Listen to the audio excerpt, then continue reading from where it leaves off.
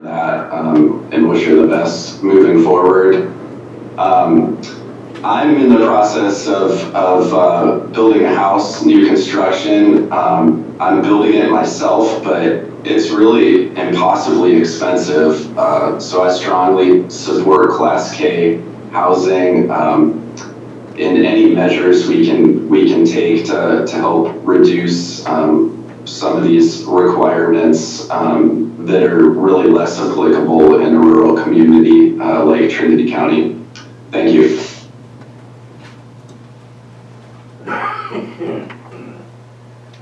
I have no more raised hands and no new chats. Seeing no movement from the boardroom, I will hand it back to you, Chair. Thank you, Emma. Unless there is any comments from the board, we will go into the consent calendar. These items include routine non-controversial matters and will be acted upon the board by one roll call motion. If a member of the public has any questions or comments on an item on the consent calendar, they may provide them now. A member of the board or staff may request an item be pulled and considered separately. Are there any items to be considered for this?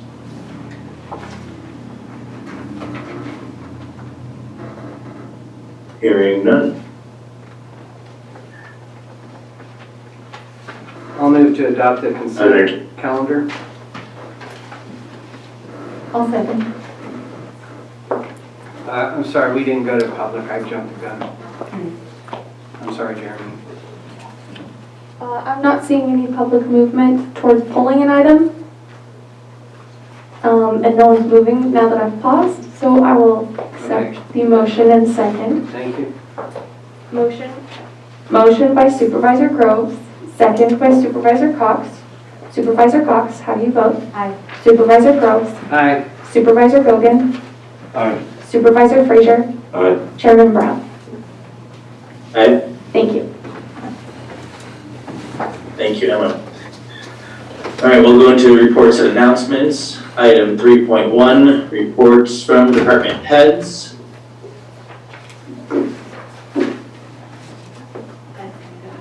Are there department heads wishing to report back? Yes. Good morning, board. Tim Saxon, Sheriff. Just wanted to briefly report out last Wednesday, Senator McGuire at a press conference in which he announced that in this year's state budget there was $1.5 million that was earmarked for Mendocino County, Humboldt County, and Trinity County, specifically for enforcement of illegal cannabis enforcement. That money was divided up, $600,000 for Humboldt County, $600,000 for Mendocino County, $300,000 for Trinity County. That money is specifically earmarked for overtime costs and per diem costs only. No staffing, no hiring, nothing else, no equipment. That is for a 1-year time period. That is only for task force operations between the 3 county sheriffs. Sheriff Kendall is the one in Mendocino County that spearheaded the effort. All 3 sheriffs, we've been talking for the last year and a half, basically, about the increase in violent crimes amongst the 3 counties with regard to illegal operations with mostly transnational drug organizations involving illegal operations, water diversions, environmental crimes, things of that nature, also touching on human trafficking and weapons trafficking. So Sheriff Kendall and Sheriff Hansel approached Senator McGuire, and I provided some comments as well, and so this funding was made available. This funding is earmarked specifically for investigations of criminal activity, mostly geared towards cartel activity, and on public or private lands, involving those operations who are unlicensed, not state licensed, never been in the program and never going to be in the program. So all three of the sheriffs here have made a commitment to Senator McGuire for that, and I just wanted to let you know that we are participating in that. What makes this very, very advantageous to us is in the past we have participated, this is nothing new, we have participated with Mendocino and Humboldt County in the past on operations. What's been difficult for us is that anytime we do these operations, it's a multi-day operation because of the distances involved. So when we send deputies to participate, it's 4 or 5 days, and their per diem, their travel, the overtime comes out of my regular budget. Now we have this $300,000 for 1 year that we can draw down upon to send personnel to participate in these operations. And this is not $300,000 that is coming into my budget. This is $300,000 that is available. So when we draw upon this, it will come out of my budget initially, and then we will turn around and bill the state for reimbursement. So I just wanted to report to you that this is available to us. We are beginning to work on this. Sheriffs Hansel, Kendall, and I are still working out the operational plans on this, and then we'll be reporting back to the state legislature on our efforts at the end of the year. Senator McGuire is intending on putting this in on next year's budget as well, depending on how the operations go this year. So, are there any questions? All right, thank you. Thank you, Sheriff.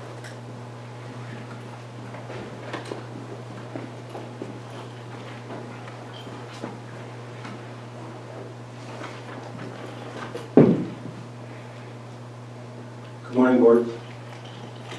I'm Ed Presley. I'm the OES manager for the county, and I appreciate Director Hamilton for yielding her time to me this morning just to give a little bit of an overview of what's going on and what's been going on with the fires this year. This fire season has been yet another unprecedented fire activity, sadly. The July lightning fires, as they have come to be known, have caused extensive damage in the county. I think it's just because it's a little bit to the south and to the east, and it wasn't really a populated area. The McFarland fire was kind of a forgotten fire this year, but it burned 17,000 acres in our county, and it's only at 98% contained. But the Monument Fire has burned approximately 223,000 acres and is at 81% contained. The River Complex has burned approximately 100,000 acres in Trinity County and is at 75% contained. So as we look at, going forward and you're in presentations and stuff, none of them are at 100% yet, so we're still not out of the woods. Clearly, the severe drought hasn't helped. We have numerous proclaimed emergencies in place for COVID, drought, wildfire, debris removal, air quality. This year we saw evacuations, warnings, and orders stretch from Highway 36 for the McFarland, along 299 from the Humboldt line to Weaverville, Highway 3, just south of Hayfork, all the way up to Coffee Creek, from Coffee Creek all the way up to the Siskiyou County line. So like I said, it's an unprecedented year. Again, High and Palm Road was closed, fire pushed south and then west. There were phone outages, power outages, road closures. The slide that occurred near Del Loma to this day still has a pilot car escorting traffic. I think that's one of the reasons why Chairman Brown said he didn't make the meeting this morning. It still affects us. This is still ongoing. At one point, we had residents sheltering in Fortuna and McKinleyville in Humboldt County, Shasta College in Shasta County, because we couldn't have a shelter open in Weaverville or Hayfork because you can't open when you're under an evacuation warning. At another time, Highway 36 and 299 were both closed. Highway 3 was threatened not only near Hayfork but also near Coffee Creek.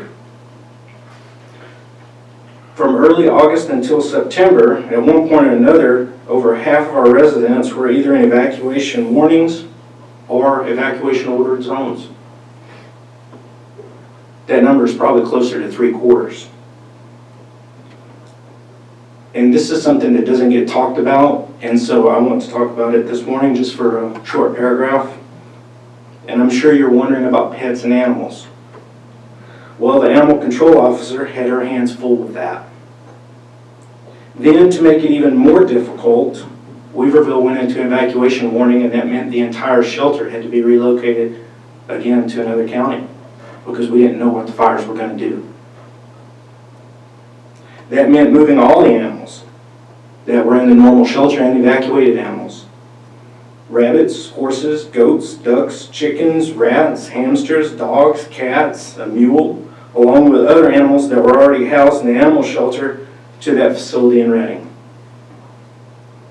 Then she had to take care of them all, or see to the take care of them all, until it was okay to bring them back to our county. A lot of work and a lot of responsibility for all these county employees and volunteers. The grim reality is, during the Monument Fire, we lost 50 residential structures, 41 outbuildings, 7 commercial, residential, and 6 commercial non-residential buildings, for a total of 104 structures. The river complex, we lost 30 residential structures, 1 cabin, 24 non-residential structures, and 39 outbuildings, for a total of 94 buildings lost.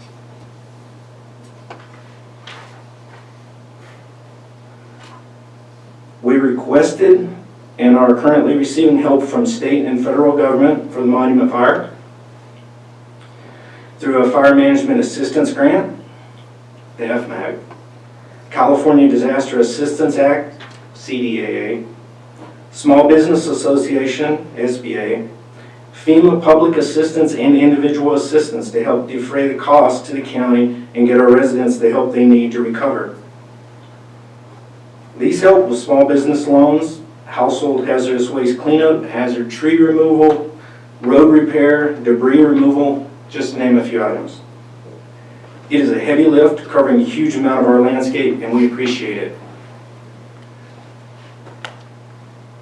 I do appreciate David Colbeck being here, because a great deal of the portion of this falls on DOT, and Rick will definitely be missed. Residents affected by the Monument or River Complex fire should visit the local assistance center that has been set up to help out. There are agencies there to help. Please take advantage.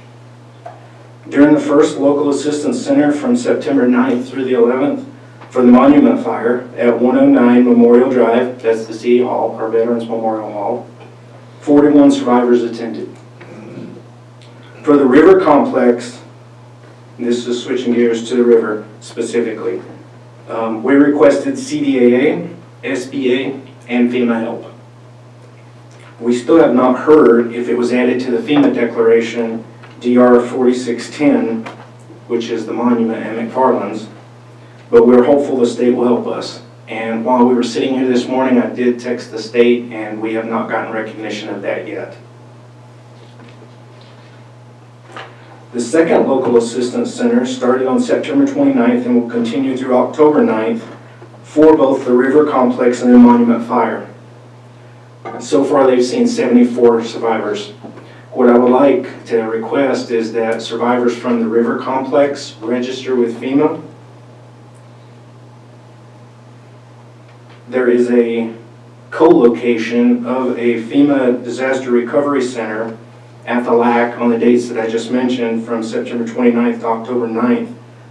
Please register. You can do so by calling or by going to the website or by going to the Disaster Recovery Center. Online, it's www.disasterassistance.gov or by calling 1-800-621-3362. We are still hopeful that we will get FEMA assistance for the River Complex fire. Now, I want to close by just offering a couple observations. First, in case you didn't know it, Trinity County residents are tough. think they would be here if they weren't. People don't move here to live in an urban community. They move here to be open away and do their own thing, and that's good. It's okay to be tough. It's okay to be resilient. But when help is offered, it's okay to accept the help. Second, there are county employees that go above and beyond when these disasters occur every year, sadly. They seem to live by the mantra, if not me, then who? There are no hours tied to their duty, and I just want to mention a couple of people here real quick, because without their help, the EOC would not be able to function, and this county would be kind of hamstrung. Amy Scribner, I want to point her out specifically, but Liz, Mike, Nathan, Elizabeth, Shelley, Willie, Mary, Jill, basically the entire EOC team. Christy Anderson, I don't think without her, or I think without her, I don't think anything can happen from year to year being the environmental health director. She does a fantastic job, and we work very closely. And I know there are a lot of others out there, but I would personally like to thank these folks for their service and for their support during the year. That's all I have, and I'm available for any questions.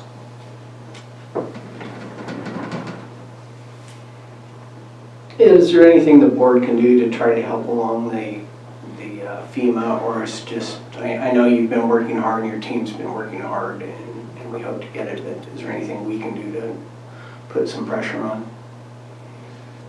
In my opinion, the only place that it could really come from is one of you guys, and that would be contacting either Senator McGuire or Congressman Huffman. That would be my opinion.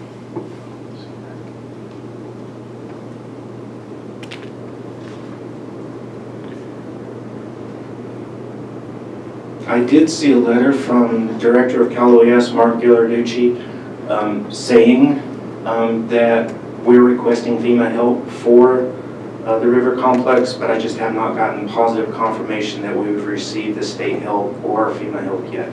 They know it's still in work, and the state's definitely aware because I text them every day or phone call. Yeah, and I want to, you thanked a bunch of people, but I want to personally thank you that over the years that you've been here, you've developed a genuine OES department, and with your team that's done good work at times that seem to be getting worse, or giving you more work, I guess I should say. And I appreciate all the work you've done and your advocacy, so thank you. Well, thank you, sir. And like I would say to anyone that would ask, after 24 years of military service, I didn't want to move anymore, and I wanted to retire to a place and stay, and we don't run away. So we're here to help, and that's until my time is up.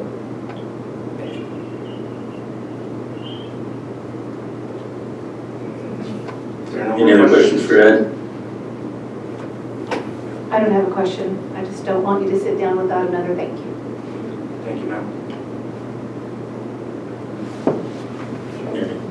Thank you, Ed. And I will say that there was one night on my property around 7 o'clock where I saw the sheriff and a county vehicle going up the driveway. I thought, oh my God, what's going on? And there was Christy with the hazmat crew looking for burned batteries and all that stuff. And I didn't realize that it is so many off-the-clock hours working from morning until the sun goes down during these disasters. And so everyone's time, I'm sure, goes frequently unnoticed, but it is always appreciated, and we appreciate being reminded of it too. It's very important for us to be reminded of that. So thank you.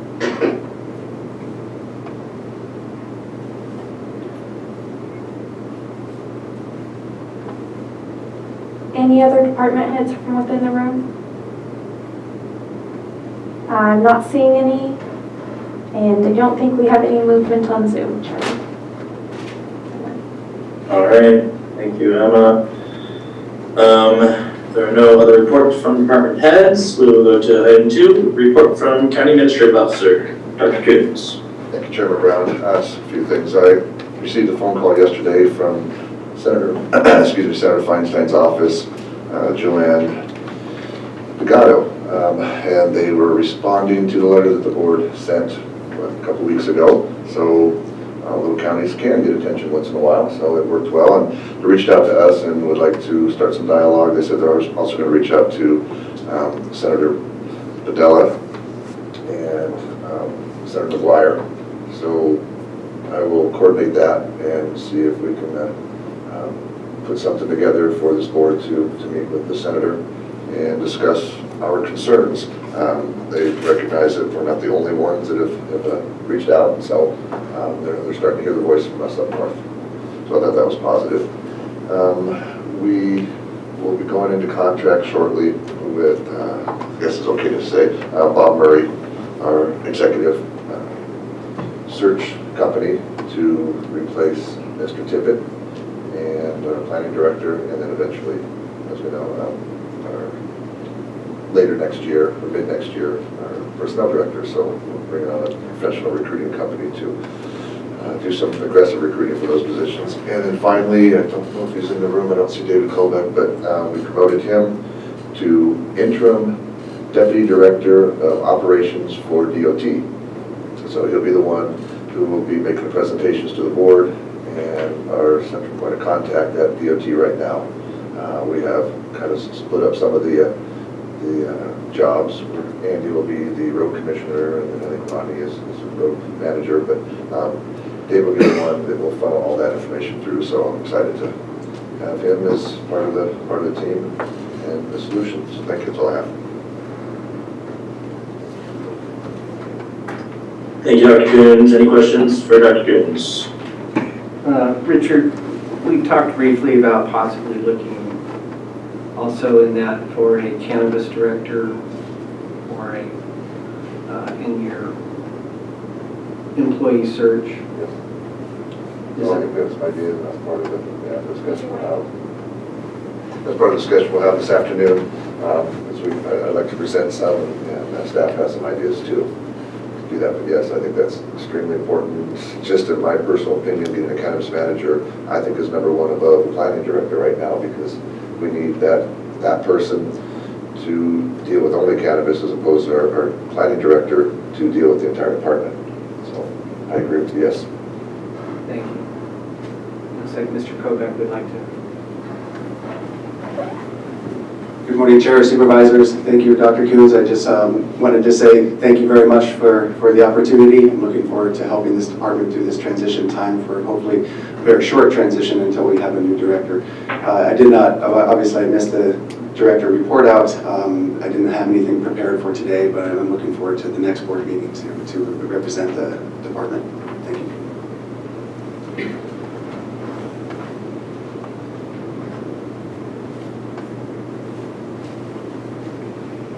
All right. Report from Board of Supervisors. Who would like to start up there? I'll start. No out-of-county travel.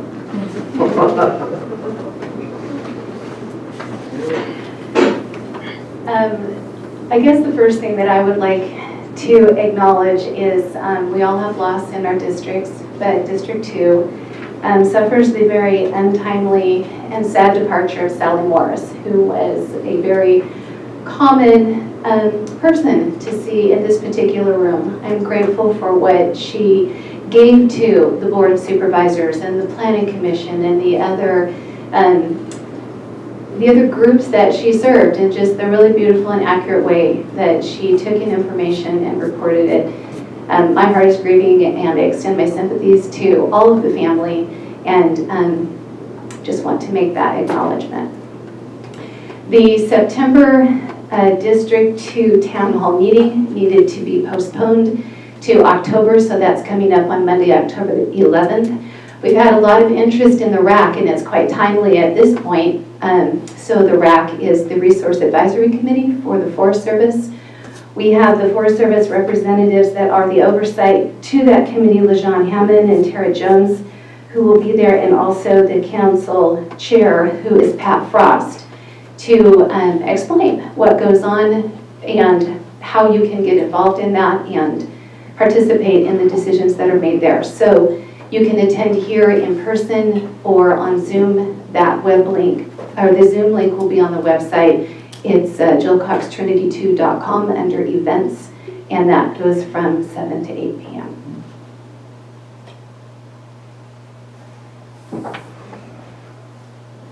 Thank you, Jill.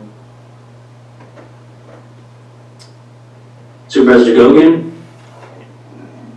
Yeah, I'd like to speak on, and I'm sure you probably do too, the RCRC meeting that we went to, which was a great meeting. We got to listen to Leon Panetta, former Secretary of Defense, Chief of Staff, talk.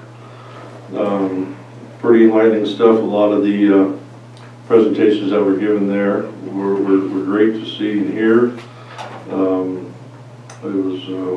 It was great to be there, and I think that we both came away knowing a lot more about a lot of things than we did going in, which was great.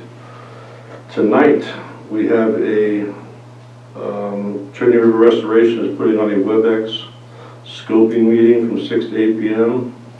for the winter flow variation project. It is open to the public. It's from 6 o'clock to 8 o'clock. It's on WebEx. You can go to Trinity River Restoration Program, look up flow variation, and it will give you the directions on how to get the link to how to get to the WebEx. Public comment will be from 6:30 to 8 o'clock on the flow variability project that they're going to introduce to the river this mid-December. So if anybody's interested in that, this is the time to speak up about it. That's all I have.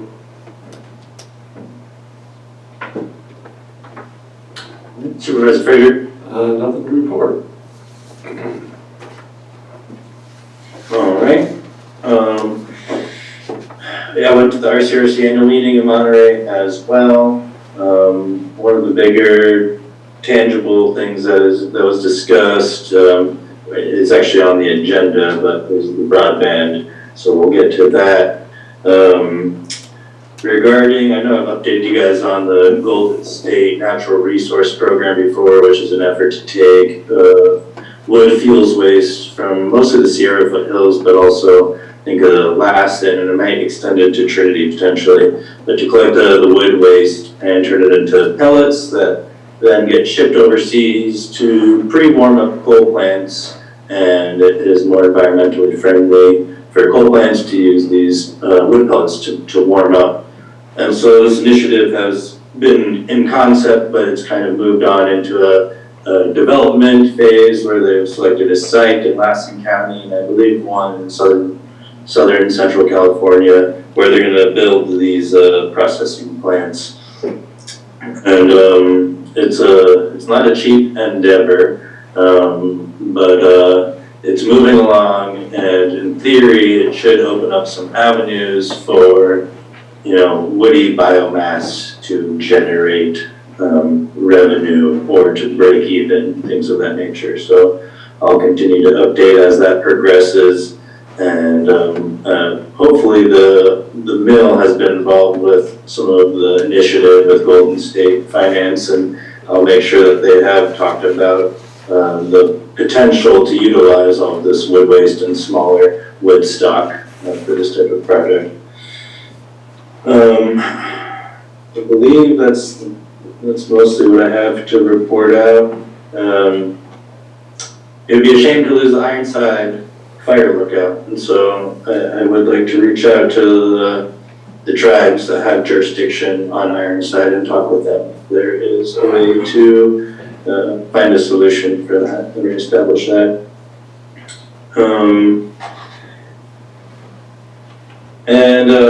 After hearing public comment, I'm curious if the board wants to entertain the ad hocs further. There was the mention of the Class K housing ad hoc, Supervisor Frazier, that has been important to you, and you've asked about this, and so if you're interested, I think it would be appropriate to start looking into what it actually takes to do that. If you're interested in headlining that ad hoc with another supervisor that is interested, I would be supportive of that. And also with the shift in personnel and cannabis, it seems appropriate now. I know it was discussed, I think, 2 board meetings ago, we talked about maybe forming another cannabis ad hoc committee, but it seems like it's more important than now than ever to get that going, and I would still request for Supervisor Groves and Supervisor Frazier to lead that on. And we could be specific in the duration, scope, and authority of that group, but I would recommend that Supervisor Groves, Supervisor Frazier work with County Council, CEO Coons, and utilize Director Hunter's remaining time in her position to help advise the board on what is the most realistic way of moving forward with this. And I would encourage a weekly or bi-weekly meeting, and also to utilize any assistance from some of the local consulting companies or a licensee of each type of license to make sure that the full spectrum of the program is being looked at. So I'd like to open those 2 things up for discussion with the board and try to solidify that. Is this the appropriate time for that, Amanda? You can discuss ad hocs, you have that authority, so if this is a good time for the board, that's fine. Amanda? Go ahead, Supervisor. Yeah, I was just gonna ask for the obviously Jeremy has legal authority, but do these things have to be agendized to appoint, or do they have to have any backup, or he can just wield his mighty power? For an ad hoc, he can wield his mighty power. Okay, all right.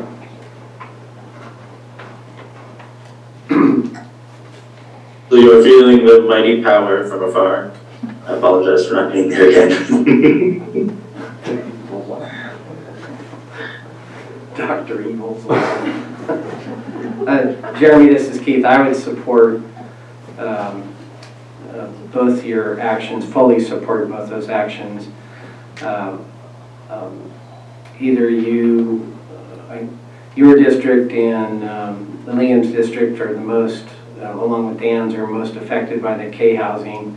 We probably should use the actual name that is, but instead of K housing, but Limited density rural dwellings. yeah, there you go. So I would support either of those members, or anybody who wants to be on that, but that's who I would recommend. So.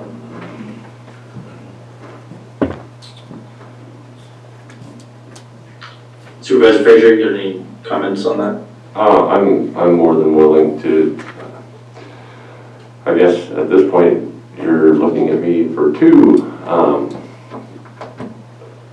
different ad hocs, and I'm willing to do both. We'll have to work out scheduling, but I'm willing. And I agree with Keith. I think that it should either be you or Liam on the limited density rural dwelling ad hoc along with me, because those are the districts that are more likely to need and use such a thing. I would be more than willing to work with Supervisor Frazier on Class K housing. Okay. Yeah, I mean, and considering the cannabis, I was considering myself as a candidate, and I've looked into it with the PPC as far as how those regulations are determined, and kind of there are some gray areas where, even though it theoretically is just a board that makes suggestions and isn't forming policy, I feel that you guys also have a lot of experience, having been on the planning commission, having been through the development of this whole cannabis program. It seems appropriate for you guys to take that position, and I don't know, it's not an easy choice for me to make, it's been really challenging to get full FPPC approval with a lot of moving targets going on, and I've kind of wasted some of their time before by trying to address these issues. And my initial ruling is pretty broad in its scope, but with these individual instances, it can be still a gray area, and I'd rather have a foolproof methodology moving forward that doesn't compromise the integrity of the process in everybody's eyes. And so I appreciate you two being willing to take on that cannabis ad hoc. I would suggest, starting with the 6-month duration, that will overlap with Supervisor Frazier taking over chair of the board, and then he'll have full jurisdiction over that decision on his own. But I would suggest about a 6-month duration initially. And as for the Class K housing, I'm happy sitting on that ad hoc. I don't have any issues doing that, and so that would be myself and Supervisor Gogan. Is that correct? Or Dan, is that one that you want to also be on? I would be happy to be on that one also. I think that either way, if you prefer to have yourself and Liam to do it, that would be fine. I would, but I do have some information that I can bring to that discussion. Jeremy, this is Keith again. I would recommend Dan because the commission did do work on this housing and looked into it, so you're getting a pretty good head start with Dan. He has a lot of experience on it. Yeah, I'm fully supportive of that. I just feel bad loading you guys up with more work, but as long as you're willing, and I think that both causes are very valid at the time. So unless there's any further objection, those ad hocs are formally created by my magic wand, and it would be nice if the cannabis ad hoc could at least meet once before the next board meeting and have something to report out on if it is able to go at that rate. But I will leave it up to you to work it out with Richard and Kim and County Council. And I guess with that concludes my report. I have one question, Chair, if I could. Are you setting the same 6-month duration to the limited density ad hoc as you were to the cannabis, or is that different? I imagine the Class K is going to need more than a 6-month duration. I mean, I would assume they both will, but I'm not as attached to the duration of the Class K ad hoc, so it's up for discussion as far as I'm concerned. We're at the discretion of the ad hoc itself. Amanda, isn't there supposed to be a time or a... It's usually when I revisit it, so if you wanted to set it for kind of a 6-month review or 8-month review, 9-month review, you can do that. You don't want it to be indefinite. I definitely don't want anything to be indefinite. Can we put off the discussion on the ad hoc until after our closed board session this afternoon, and maybe we can glean something out of that? Well, we can have a discussion in closed session. Except for whether or not we're going to get a new. Yeah, it's not something we can discuss in closed. I would Well, go ahead, Dan. I think that just for simplicity, we should revisit the limited density rural dwelling in 6 months also, if we haven't came up with something by then, or if just let's put a number on it now so that we can move forward and be organized.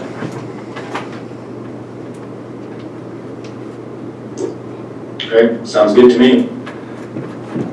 And Chairman, just for clarity, that limited density ad hoc is yourself and Supervisor Frazier, correct? I thought it was Supervisor Gogan and Frazier, but. Okay, perfect. I just needed clarity. Thank you. Is that okay, Supervisor Gogan? Yes, it is. All right.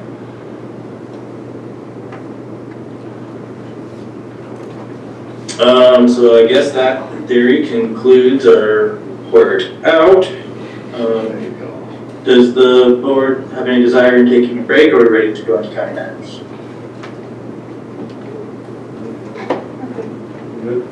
I'm ready to go. All right.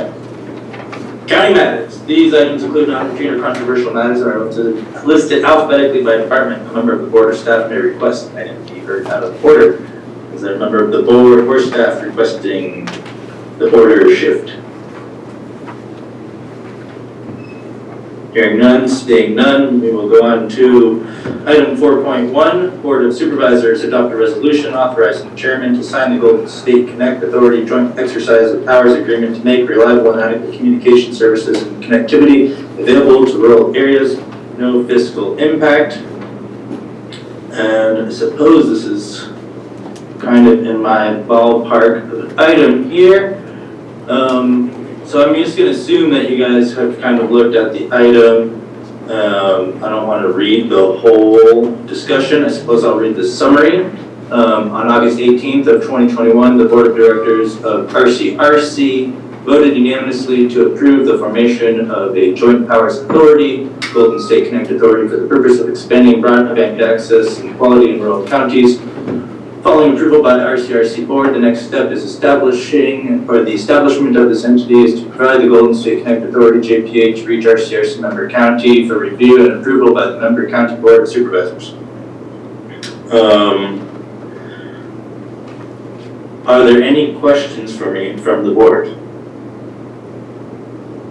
I think just generally, Jeremy, when I read it, it looks like it's something that's being formed for opportunity, but not necessarily commitment. Would that be a proper assumption?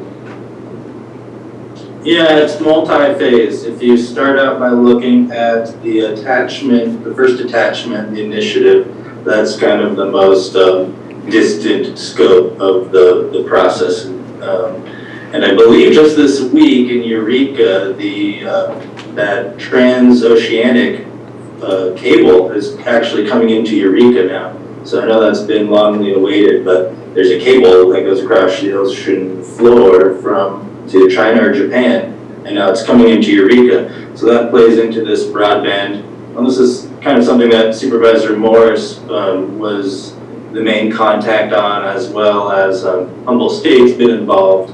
And I think the last time Supervisor Morris gave us an update, there was one of the consultants or interested parties that had, they soon after her last update, he, I think, backed out of this program and process. You know, it's essentially piles of money that you have to have sophisticated plans on to access, and you can use that money to develop this broadband and to build it out.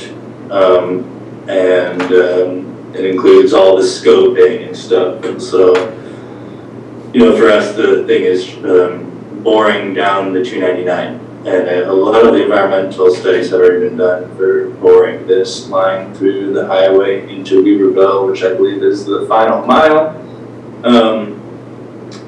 So, did that answer your question, or?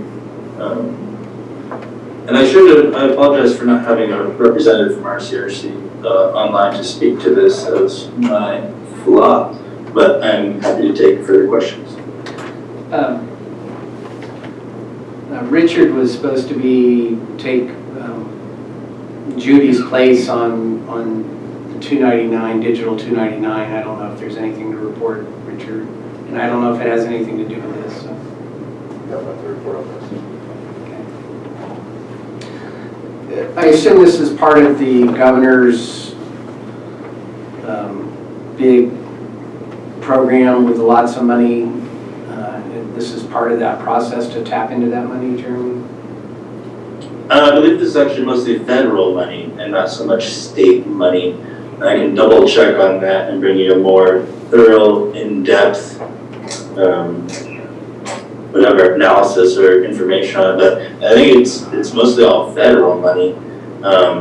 And you know, the advantage that RCRC has in taking on this type of project is that they're able to pool all the rural counties together, and they already have that momentum. Whereas someone, or, you know, I think the last person that was involved with the Digital 299, he was an independent individual business owner, and so I believe it was challenging for him to kind of pool across the state for support, and he just had a certain area that he was trying to identify his project zone in. And so this kind of takes all of those small rural areas and it combines it all into one team to look at it all. And the staff team that RCRC has to help this kind of project be a success and not hiccup and all of the grants coordination that it takes. I believe that's why they kind of jumped on the opportunity, because they're very well organized to handle this endeavor and reach out to all the affected counties. Well, I see the value of this, but I do worry that Digital 299 is still moving forward in progress, and they do have other monies, and that is still going through. We have another entity bringing fiber in to Lewiston through the dammed fiber, and then we have this. So I think it's somehow we need to coordinate or have somebody in the county that kind of, it seems to me more beneficial to have all parties kind of working together versus 3 different ways to get us stuff and then maybe none of them work, so. Or really, I guess, Jeremy, my question was this looks like wonderful opportunity. I'm just wondering about, you know, the fine print, or as Keith was saying, how it is going to interact with other things. If we enter into this, my question really is, does it offer opportunity, but does it also force us into a commitment that maybe we don't have all the information on yet? Okay, yeah, I can look into more. I'll probably just arrange to have a RCRC representative speak to this. But, you know, as I mentioned in the report, all of the 37 rural counties across the state unanimously voted to support this initiative. And it is a timely matter with the grant applications. They apply for each grant on behalf of each county. And I think there's time to do it by the next board meeting, but I might request that a special board meeting be held. That could just be this item only, and then you guys could have time with the RCRC staff to have these questions more professionally answered, because yeah, a lot of it, it is a lot of different avenues of funding, how they all overlap. The details of how Digital 299 plays into this is, I think this umbrella is over Digital 299, and Digital 299 becomes an aspect of this whole project. But this, from my understanding, you know, like if you read the primary goals, it says to ensure that elected county supervisors retain control of the program with day-to-day administration provided by RCRC staff, to allow for partnership agreements between like government entities for the operation and advancement of the program of work, and to attract public and private investment in the program as necessary and appropriate. So I think a lot of that private investment is the things like the Digital 299. And so a lot of this is the overhead work, is my understanding of it. And, but yeah, I'm happy to arrange our RCRC staff to come and answer these questions for you guys. Personally, I don't need that to delay this part of the process. I just think we need to have some sort of coordination within the county that kind of sees the big picture. But, I mean, I would be willing to vote today.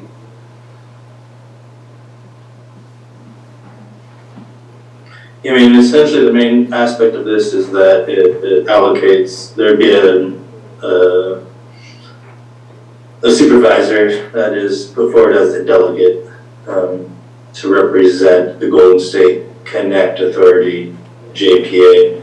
And since that's a subsect of RCRC, Supervisor Cox, that's a position you might be interested in, and also being in the Weaverville Hub, you might be one of the most interested candidates for that. I reached out to RCRC just now to see if anyone is able to come in and comment, but it's not too likely to get a last minute request. Supervisor Gogan or Frazier, do you guys have any comments on it?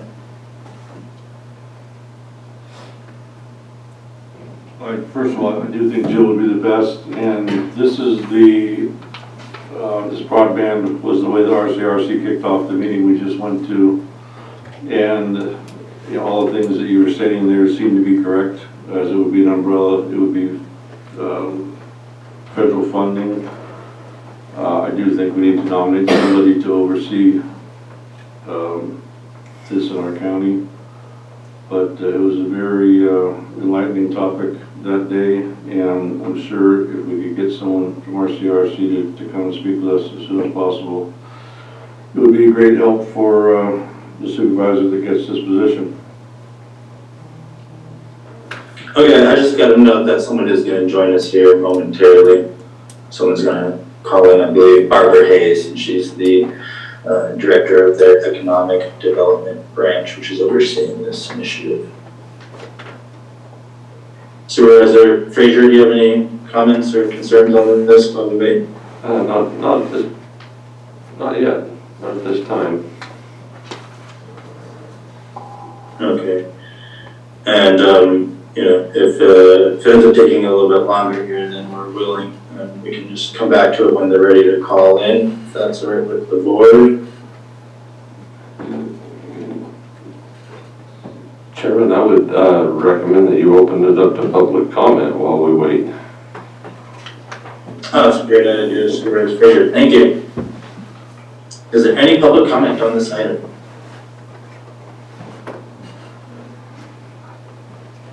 I'll comment if there's an extra minute here. John Brower, Junction City, and this Golden State Connect Authority. It seems like one of those large joint powers type deals where Trinity absolutely needs a strong seat at the table, or we'll just get left behind again. You know, this connection into the modern economy and communications is essential, you know, so people can continue living here.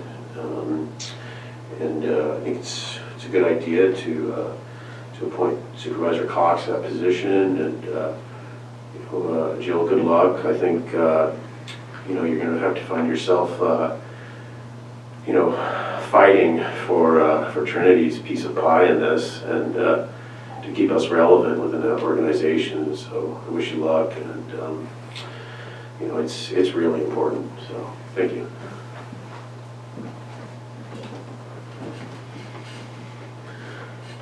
I have Is there any other? no other movement in the room, no raised hands, and no new chats. And I All right, believe and Barbara Hayes, have you joined the meeting? I have, I'm here. Thank you so much for this last minute ability. The board has some questions that are outside my capacity to answer professionally, so thank you for joining me. And if you may, Supervisor Groves and Supervisor Cox, just repeat your questions, and Barbara can probably answer pretty thoroughly.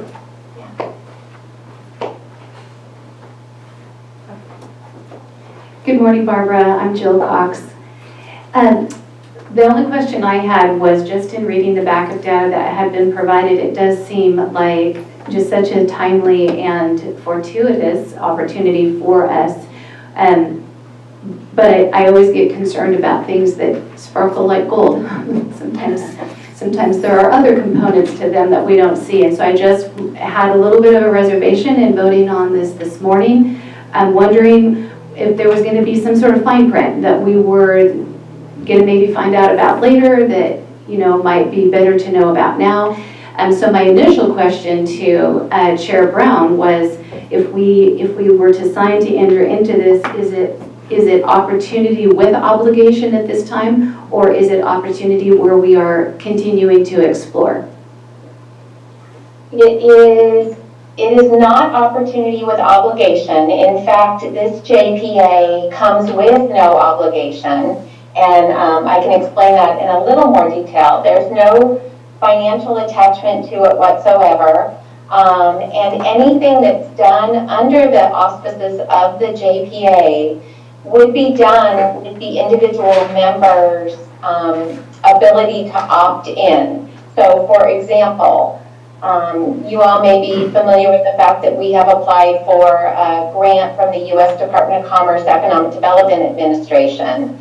Going forward, once this JPA is established, and we're looking at formally establishing the JPA on December 8th at its first formation meeting, we would proceed as we did with the EDA grant, where we would say, hey, we've identified this opportunity.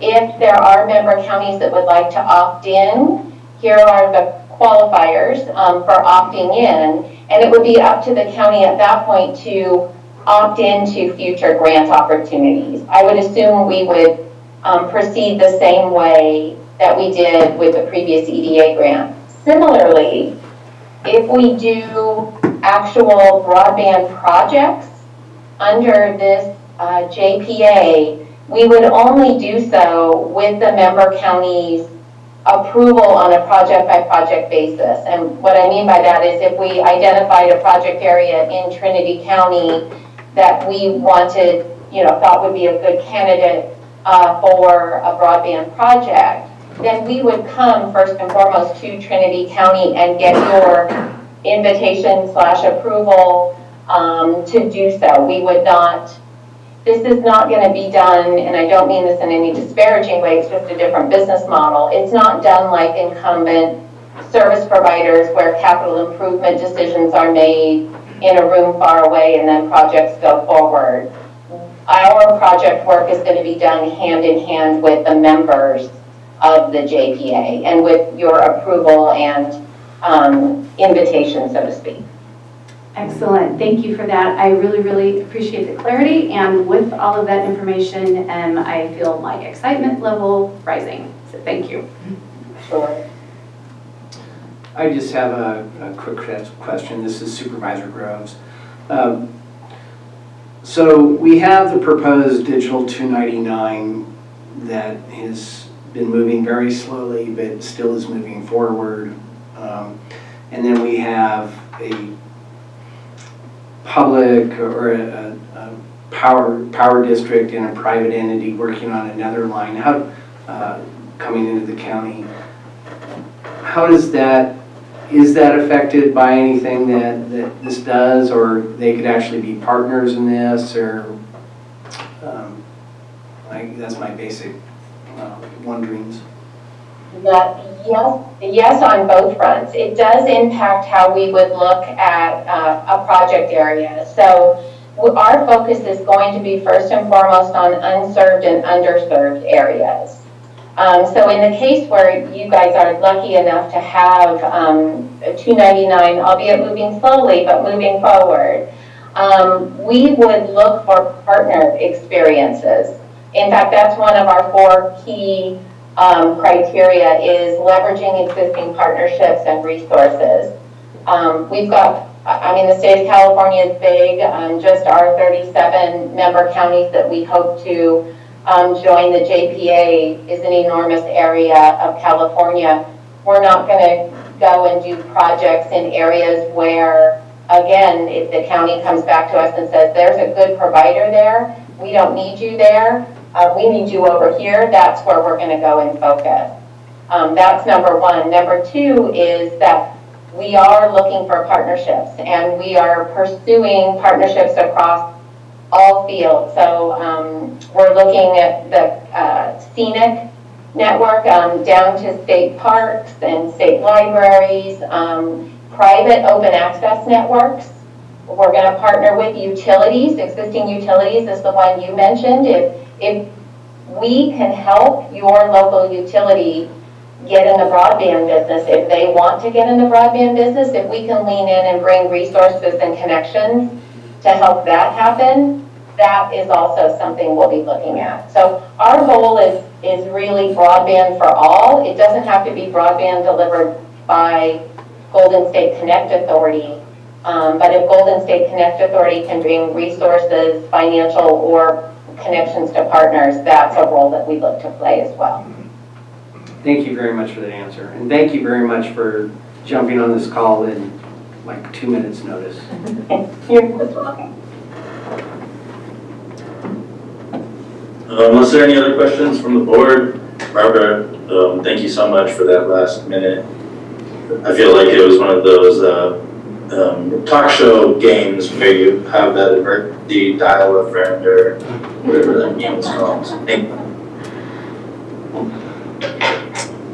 Unless there are any further discussions from the board, I'd bring it back for motion.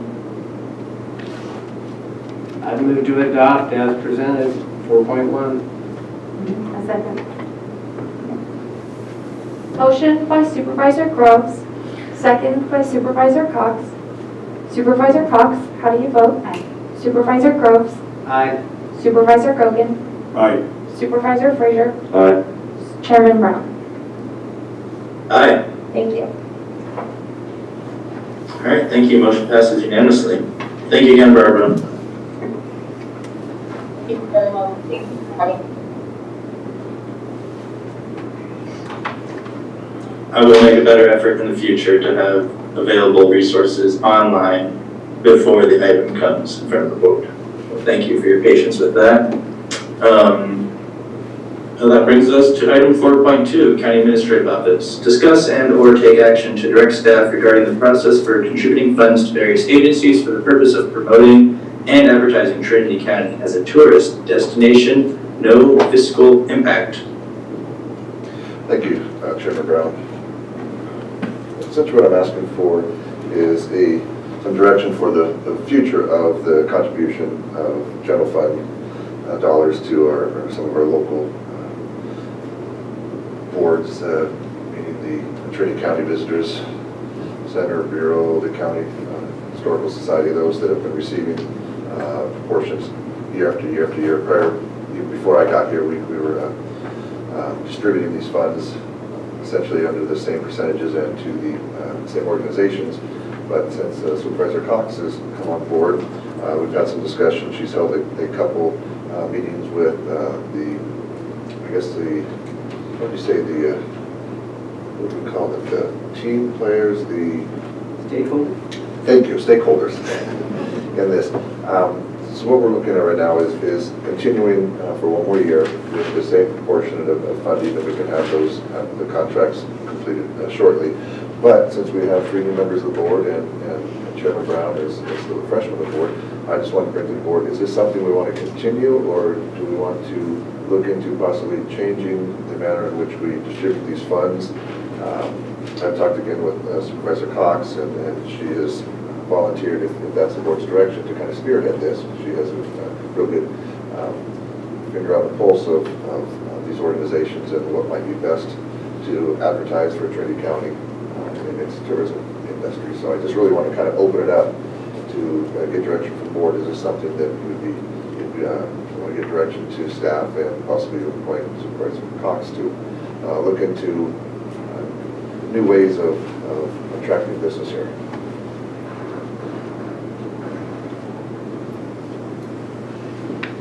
So you're looking for the financial year of... Yeah, it'll be 22, 23. That's Susie's 22, 23. Yes. Yeah, the 21, 22 is it would be, I think it would be difficult, and it would harm the local organizations if we changed right now. But this is something we'd hope to bring earlier, but weren't able to.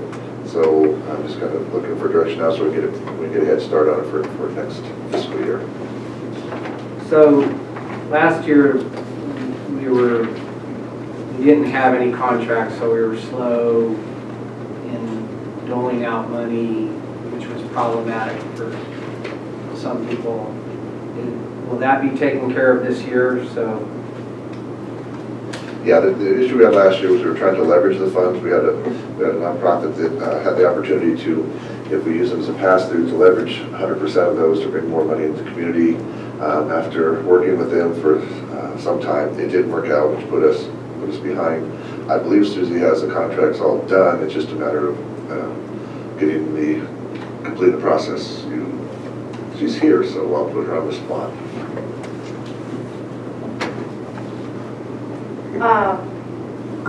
Susie Hawkins, Senior Financial Analyst.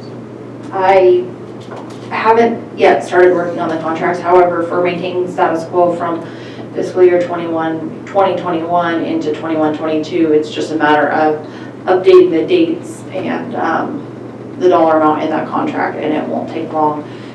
It is a $70,000 contract, so it will require board approval. So we'll have to schedule that to bring it back to the 5 of you to review and approve. But that could be done by the November 2nd board meeting. say it with a little more authority.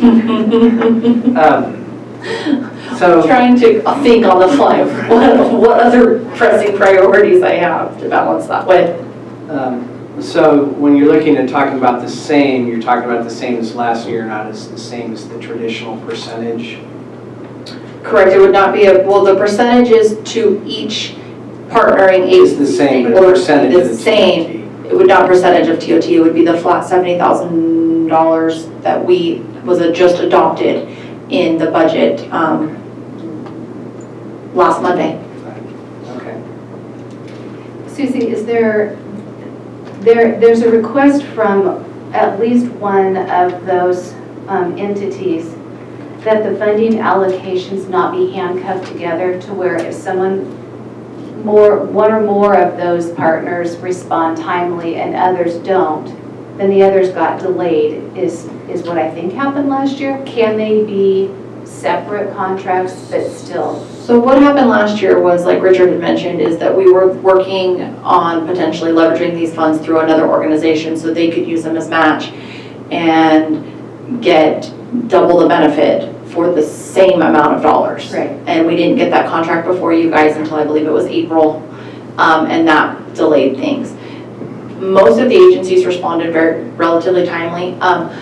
The problem with having them be independent contracts is a couple of years ago, Richard and I had a couple of different meetings with all of the partnering agencies, and they presented to us an idea of linking it together and making them provide us, and when I say us, I mean you guys, with a coordinated marketing plan for Trinity County. So that way that it's not this agency's plan and this agency's plan and this agency's plan. That was their idea that was brought to us. So in order to make them present a coordinated marketing plan, we have to link it together as one contract.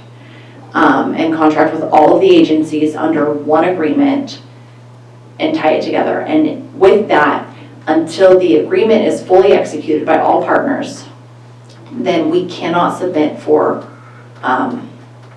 payment.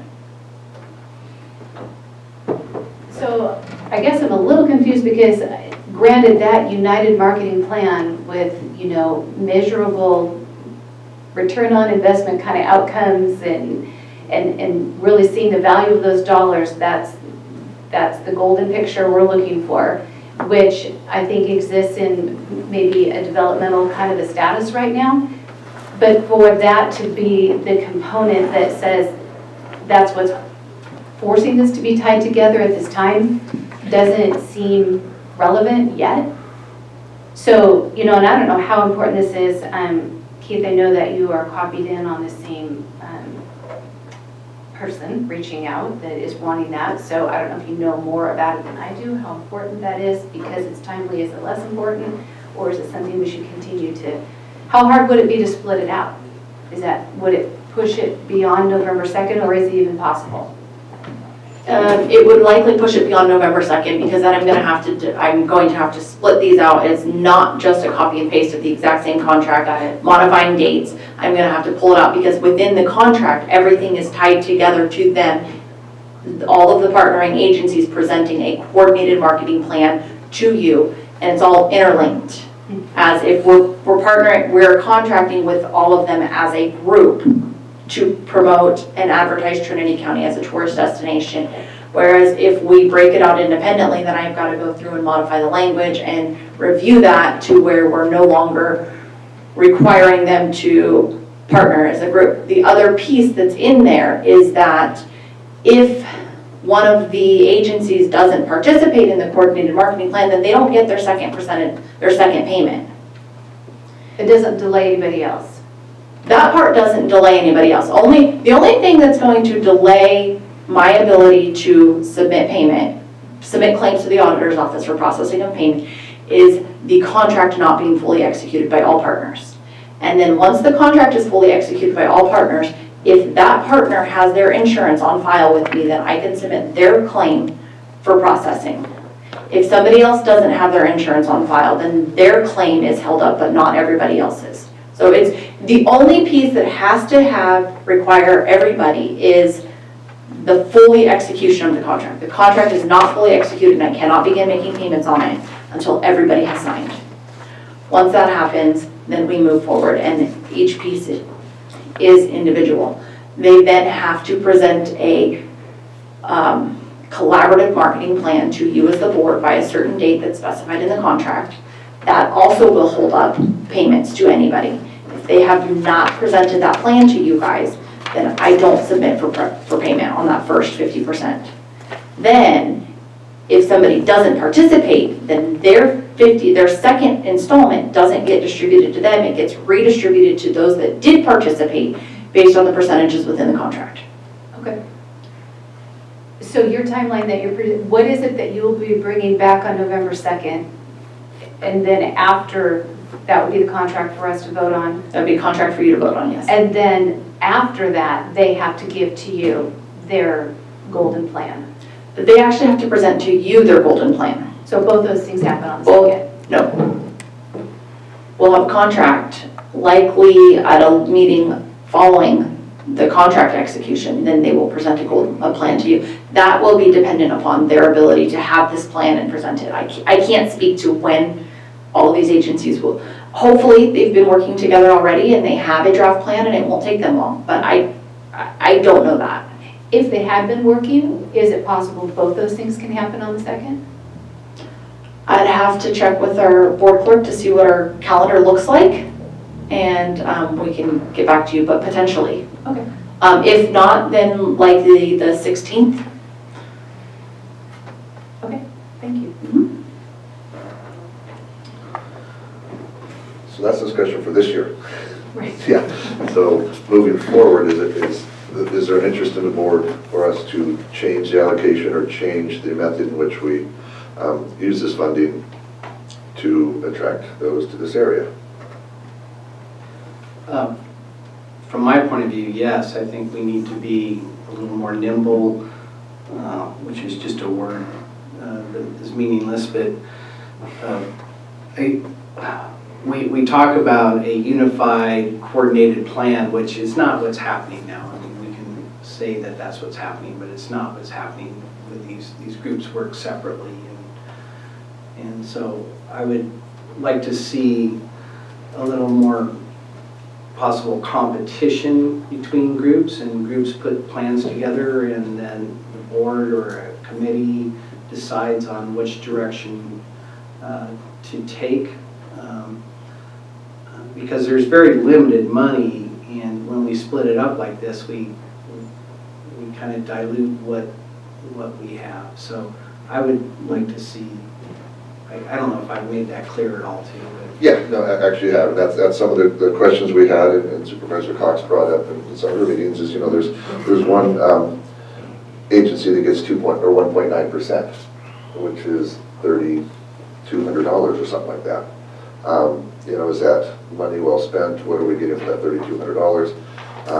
So, there's a lot of different avenues we can go through an RFP, something like that, where we say we're gonna have just 3 larger grants or one big one. I mean, there's a lot of different ways to go to see what, if we pool the money and fewer allotments, but for a larger dollar amount, will we get more for our money? So that's just, I was just asking the board if they're interested in us kind of pursuing that, and we can report back in a couple months of what we've heard, because we have the time, if we start now, that we can report back in maybe 60 or 90 days that, okay, we've met with the community and we've had different ideas, and bring it back to the board for final approval for next year's method. Because if we're going to do something like that, if we're going to do an RFP type of process, we would want to start probably, I would say, April, so we could have everything done to have it issued by September, October, after the final budget, yeah. So we'd want to start that process by April. So it's not something we can just do overnight, but I think if we start now, it'll give us plenty of time to have a plan together. I agree. I think it'd be important for us to have the stakeholders weigh in on this, and we do have time to implement this. So I think this is a great time to do it if we're going to do it. So I would agree that we should move forward with this. Yeah, and in the end, the answer could be, okay, that's a good idea, but we like to raise proportion now and do it the same next year. But I just think it'd be nice for the board to have some options. After many years of doing this, and again, with a new board, I'd like to have your input on this, so I appreciate the discussion. Is that my direction? That was, for me, I don't know. I think I have an understanding what the board's looking for, and I'll meet with Supervisor Cox, and we'll go from there. Just public comment on it. That works for me. I guess we have public comment before direction, sorry. Chair, are you okay with me opening this to public comment? I am. Is there any public comment on this item? We have some in order.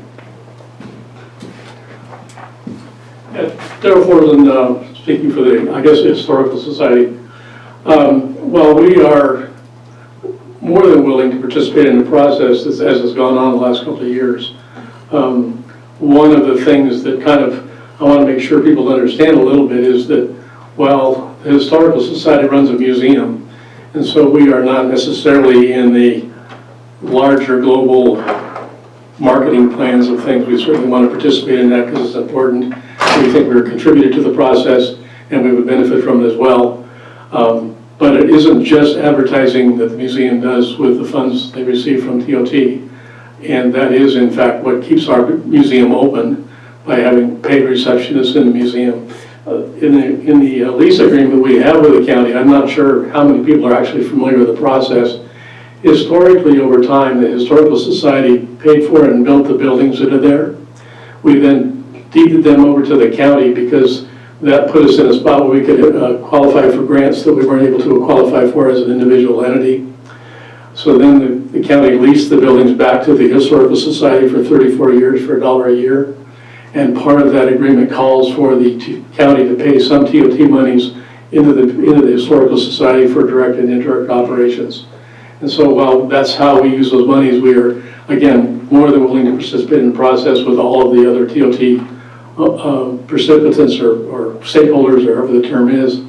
I have noticed since Jill's process of putting people together to talk about it, a better willingness to work together on programs, work together on advertising, work together on putting events together and that sort of thing, so that we combine our resources from the standpoint of the effectiveness. So I think we're on a good track, but I do want to make sure that we all understand the Historical Society, while we want to participate at that level, basically does in fact operate in a little bit different environment than a pure tourist or tourist advertising agency. So thank you.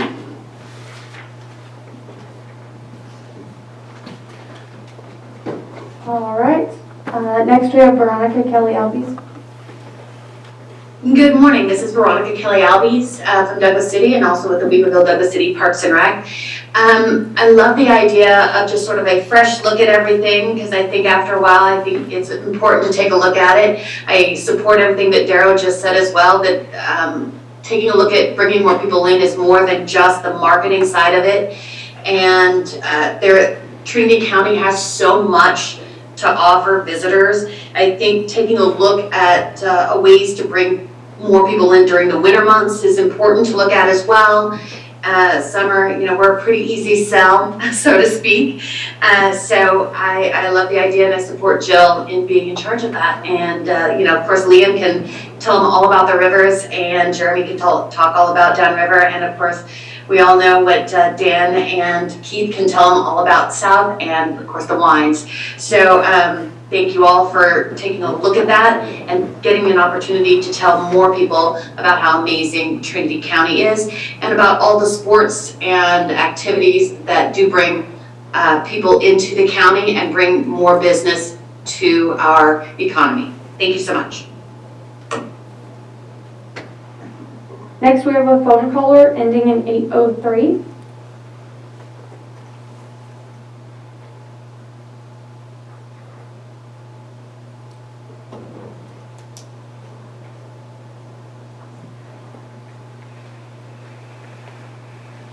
Hi, just unmuted. This is Ryan Tonelli with the president of the Trinity County Visitors and Development Bureau. And just want to make sure that we would have certainly some opportunity as the stakeholders to weigh in on how we do move forward. I think there has been quite a bit more collaboration than we've seen in the past, or what I've been told that has been there in the past. We've had a number of meetings with a number of the entities involved where we have been working more to collaborate as far as print advertising and some of the projects that we're doing to move forward. So I do think there's been a little bit since we have moved to this kind of process.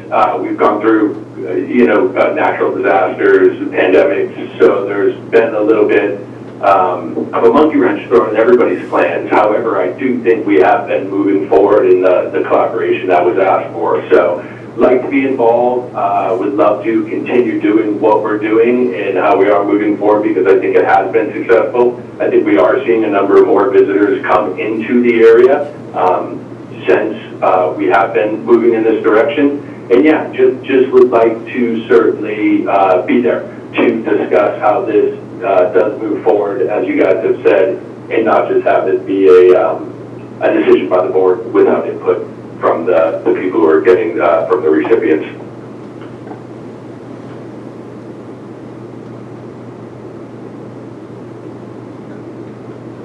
I have no other raised hands and no new chats.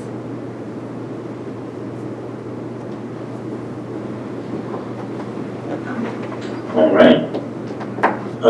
Bring it back to the board for further discussion, if there's any.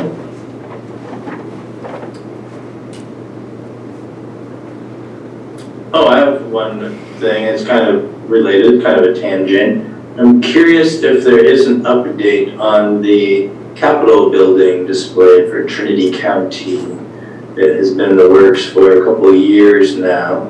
I'm sure COVID slowed that process down.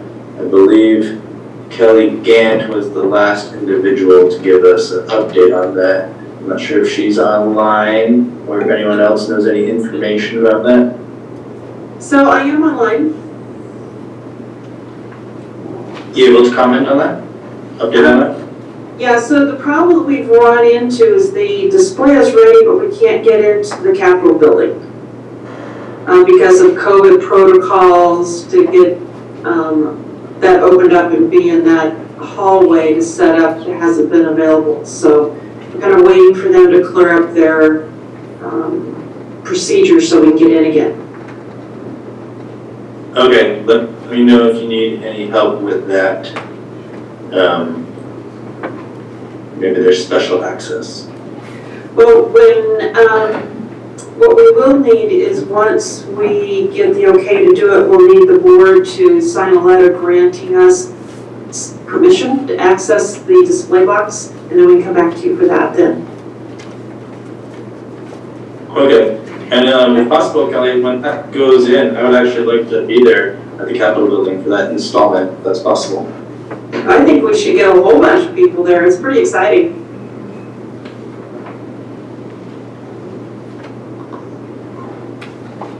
Well, thank you for that update.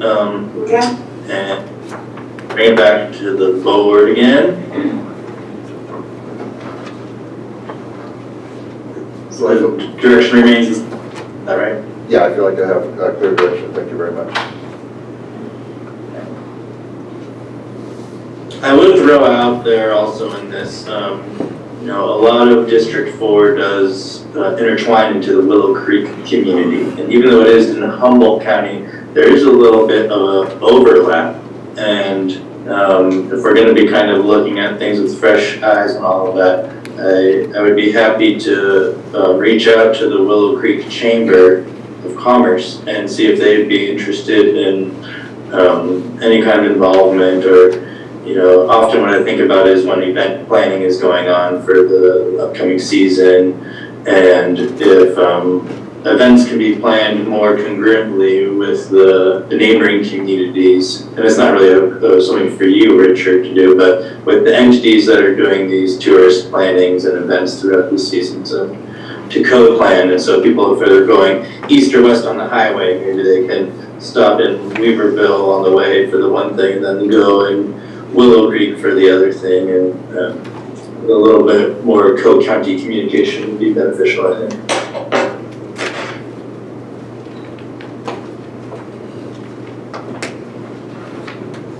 All right, well, that concludes the item. Which leaves us with planning and zoning, item 4.3. Receive a presentation, discuss, and provide direction to staff on the draft transition plan for the commercial cannabis program, unknown fiscal impact. Good afternoon, Kim Hunter, Building and Planning Director. Unfortunately, I was reading over the agenda item. There will not be a presentation today. There will be just me reporting out on the status and why this item is not before you today. We are very close to the finish line. The document is in draft form. It has not been reviewed by legal counsel or formatted and cleaned up, so it's still in rough, but the content's there. So we are now aiming for definite presentation to the board and consideration on October 19th. And that is pretty much the update I have for you. There's been a lot of effort put into this, and I do apologize for not having it to you for adoption today.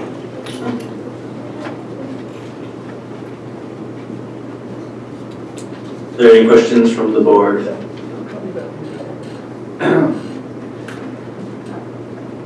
You were asking us to provide direction. The agenda item, yes, included direction. At this time, I'm not sure what that direction would be. I didn't get a chance to revise the agenda item when we realized this item was not going to be able to make it to the board. If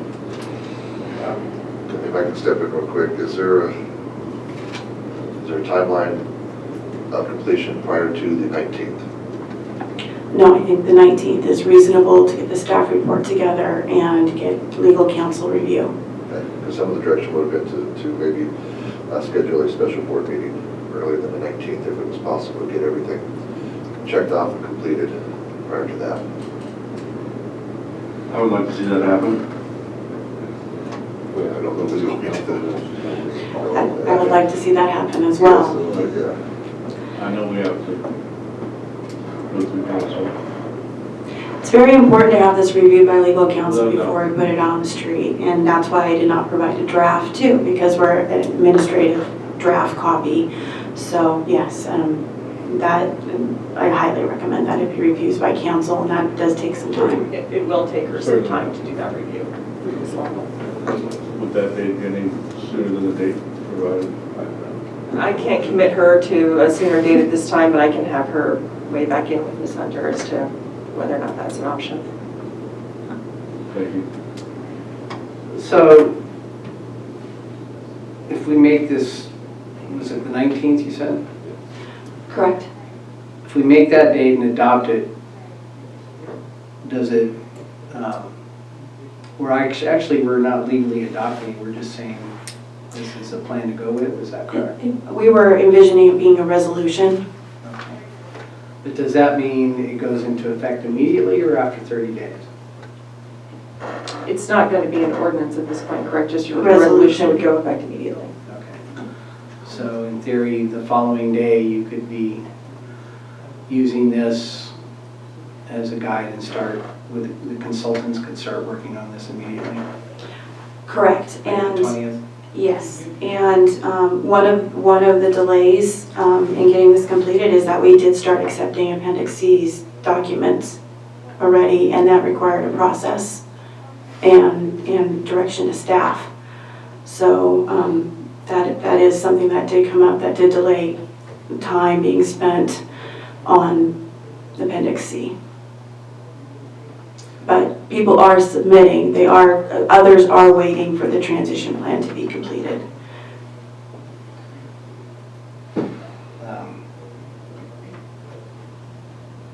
So maybe this is something we talk about later, but with David's new role, does that affect this rollout? Possibly. David's been a huge part of the work that's been done, and he's been the one that has been along for the adventure, for the program. He's helped me tremendously, so I would imagine, yes, that will impact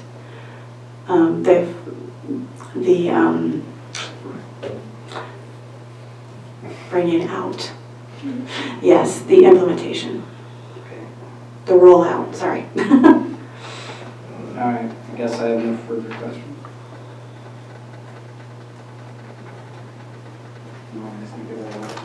Yes, please. Any other questions from the board? So David Holwick, Interim Deputy Director for DOT. So I just wanted to speak to that briefly if I could. Yes, it is a complication obviously, but the needs of the Department of Transportation are obviously very pressing, which I don't need to go into. But I do want to highlight that I have been involved quite a bit in this process. I've been in a number of staff meetings with cannabis in reference to the acceptance of Appendix Cs and the memos that have been produced, and I'm impressed by the team that Kim has, that she's worked with and put together. For my particular involvement, I do anticipate I will be involved not only with the transition plan, but to work out any particular bumps in the road as we see this winter season unfold, and in particular with the consultants that we have on board. So I anticipate being involved. The fear is of overcommitment and doing a disservice to the Department of Transportation, not only in the Deputy Director role, but also in environmental compliance. So I will continue to be involved to the degree that I'm able.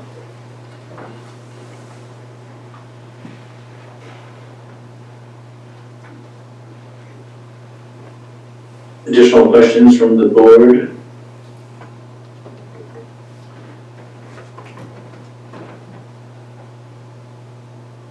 Looks like there's some contemplation going on still. Anybody? None for me. Okay. And then I guess if it's not, Amanda, do I do a public comment on this? Yes, you do. Thank you. Well, let's go ahead and public comment. Is there any public comment from the room?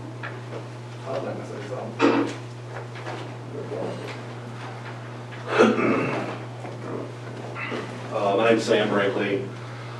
I've been involved with this program since 17. I've sat through many of these meetings.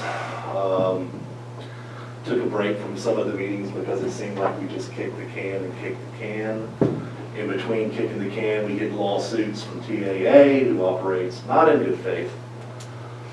And then threats and lawsuits from farmers. And I just kind of want to let y'all know what a family man feels like. When I have 3 boys to take care of, I have $1 million invested in a farm. It feels very much like when our urgency ordinance was ended by Bobby Chadwick, so she could get a permit and pay for it for her 1-acre license and family farms. It feels like everything I have in this world is tied to an industry that's already struggling. And it feels like, once again, I'm going to be forced to what? What am I supposed to do with the property I spent $1 million to develop? What about the people that work for me from this county who have children? Please, Lord, accept whatever it takes to get us to move forward. Because I almost had a heart attack. I thought I had a heart attack yesterday. I got so stressed out over the situation and fear of losing everything I own, and we have been a part of this community. I donate to this community. I give 10% of what I make every year. I tithe to my community. And it's just hard to see the back dealings and the real reasons why some of this isn't done, and to see good people who are leaving because of things out of their control. This county needs this program. We have a sustainable source of power. Green. I just don't know what to say but to further express my frustration and fear. It has taken all the joy out of my life because almost every year we get to this point. And I'm just so frustrated. I just wish that we could continue to move forward. The market will take care of the ones that don't do right. Outdoor pot right now is about $300 a pound. It costs about $150 to process it. They're out of business. The only hope for farmers here will be supplemental light with a sustainable power source. How can anyone invest into building a brand and furthering themselves when you think that your operation may be shut down any moment? That's all I have to say.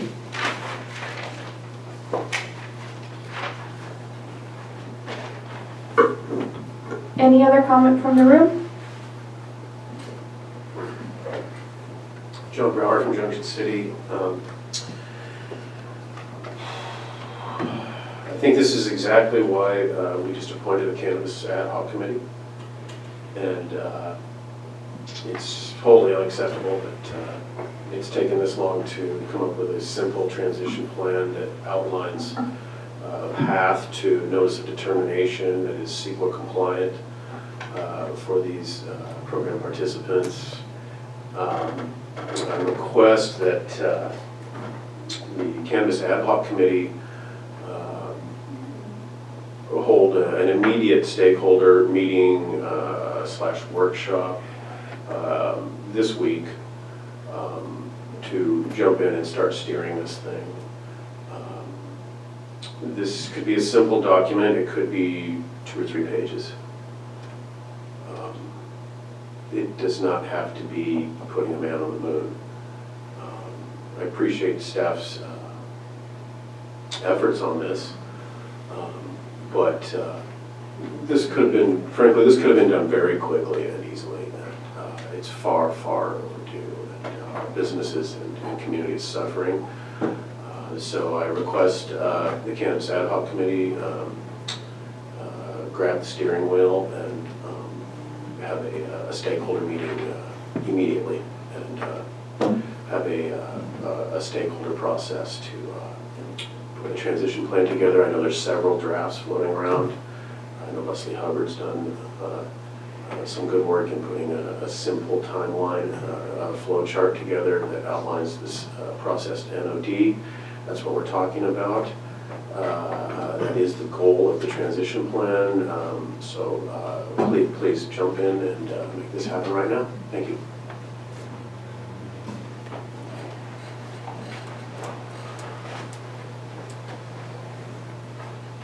Good afternoon. My name is Zeke Trigonis. I just wanted to reiterate what the first gentleman said and the second gentleman. I've been involved in this for I don't know how many years now and expended incredible amount of effort, money, blood, sweat, tears, all of it. My daughter has been there with me as well, 14 years old. And a lot of effort, energy, good faith, effort, and energy for years. And I'm just, I'm in a really tough position. You know, what can I do? I could have been maybe getting another degree or something after all this time and investment or starting a different business, but I just want to reiterate what both these gentleman said, I think we could be doing a lot better and taking advantage of what we have right now. I know that there are indoor forces that are lobbying in other parts of the country against legalization, interstate, federal, descheduling. I know that some forces are pushing for indoor to be, accepted, but there's so much, our ability to have the light dep and to have the deps and do boutique work to survive in the future, and when a lot of the illegal outdoors and all the mass produced just isn't going to survive because it's going to be about quality and genetics and sustainability as well. And I don't think there's any voices for the farmers here on the West Coast in regards to the future in sustainability. It takes so much energy to produce, the indoors and get all the water down south and everything else, and so much energy and carbon footprint. But with what we have here, it's less of a footprint. And I don't know, those are my thoughts. And again, my name's Zeke Dragonis, and I put many, many years of blood, sweat, and tears and investment into this in good faith, and jumping through all the hoops and doing what I've been told to do. And really at a low point right now, especially after the fire and everything else. Thank you.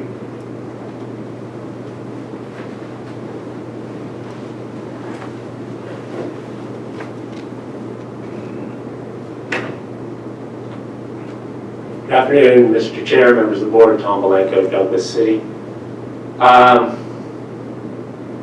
don't know, I've been thinking of, I had a buddy of mine named Peter Bayhuth who used to work for Greenpeace, and he went on to be the executive director of the Turner Foundation, the second largest landowner in the United States after my neighbor, Brett Emerson. And after he left that, we caught up months afterwards. I said, hey, I heard you're not working for Ted Turner anymore. How'd it go? And he said, well, I left the job the same way I came in, fired with enthusiasm. And I think about that, the cannabis industry. To include this board and your predecessors, we were fired with enthusiasm of what this could mean. And I hope the industry isn't fired from the county with equal enthusiasm. We have a tall order in front of us. Everybody knows that. It is imperative that we get a transition plan, even if it is not a perfect transition plan. What we need is something that is a pathway. I'm encouraged by the ad hoc committee. I think too many times what are really policy decisions have been delegated, and in a certain more perfect administrative world, that's an appropriate delegation. But we don't have the intermediate steps where that really functions well here. Too many of the policy decisions come back to this room, so it's appropriate that we have an ad hoc to interface and be at least connected to those policy decisions, so when it has to come back here, it can come back here efficiently and directly. So I hope that we see that as this transition plan becomes active, that where there are policy questions, we have a streamlined process to bring it back here when it needs to, and let it go when it doesn't. But most important is good, bad, or indifferent, we need that plan out there so people can start acting on it. We have a good EIR. We have a good ordinance that incorporates robust mitigation measures. So we really just need to develop a process for evaluating those things. We're all in this together, and see you out there. Thank you.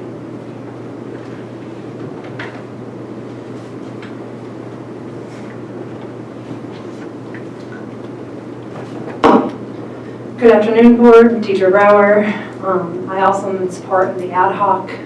I believe there has been a lot of work done on this plan from Kim's perspective, from David's, but Kim is leaving and David is busy, busier than he has been. And so I request like John, that you don't waste time, get started immediately, take the work that has already been done and finish it, please.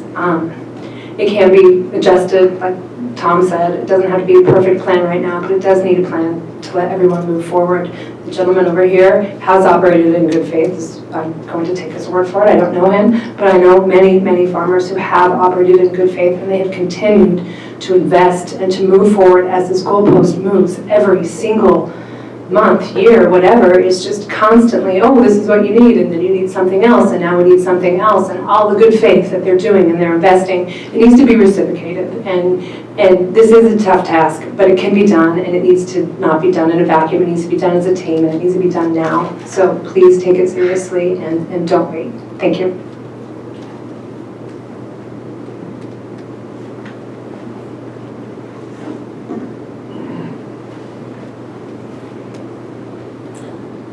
Hi, Steve Lyon, Junction City.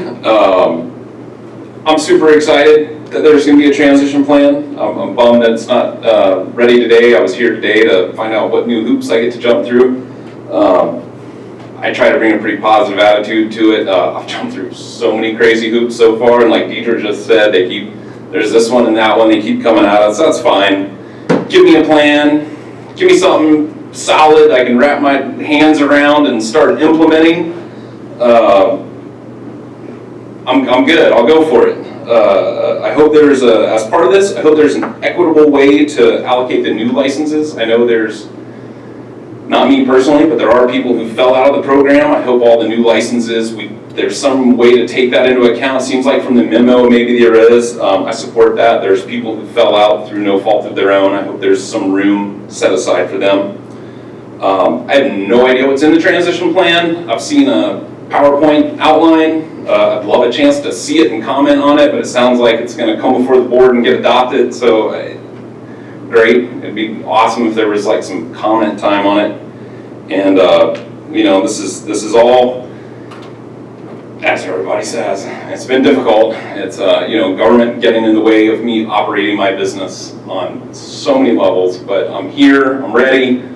I look forward 2 more weeks. I can hold on for 2 more weeks. That's fine, not today. So in 2 weeks, super excited for transition plan, and thanks for all the hard work that y'all have done. Thanks.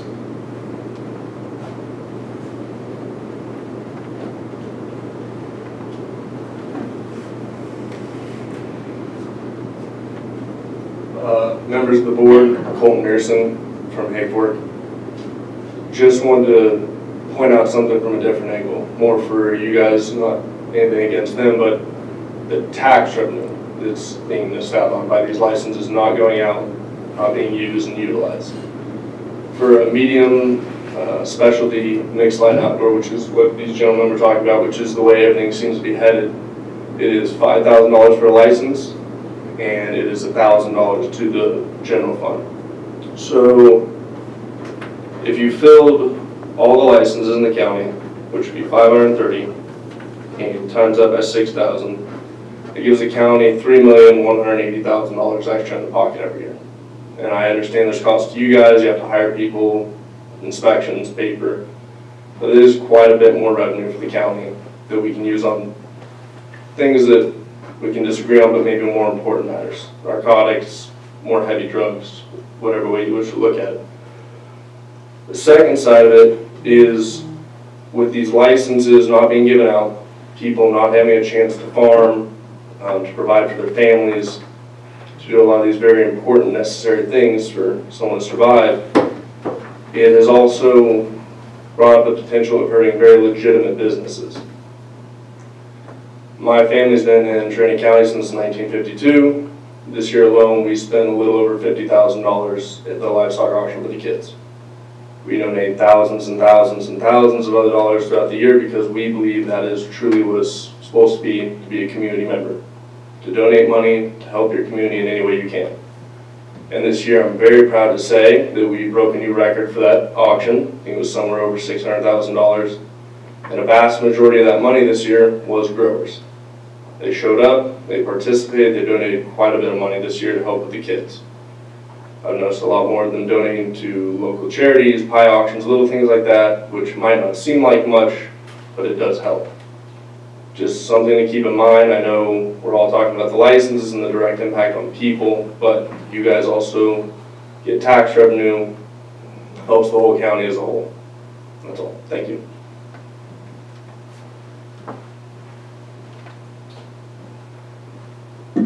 Any other comment from the room?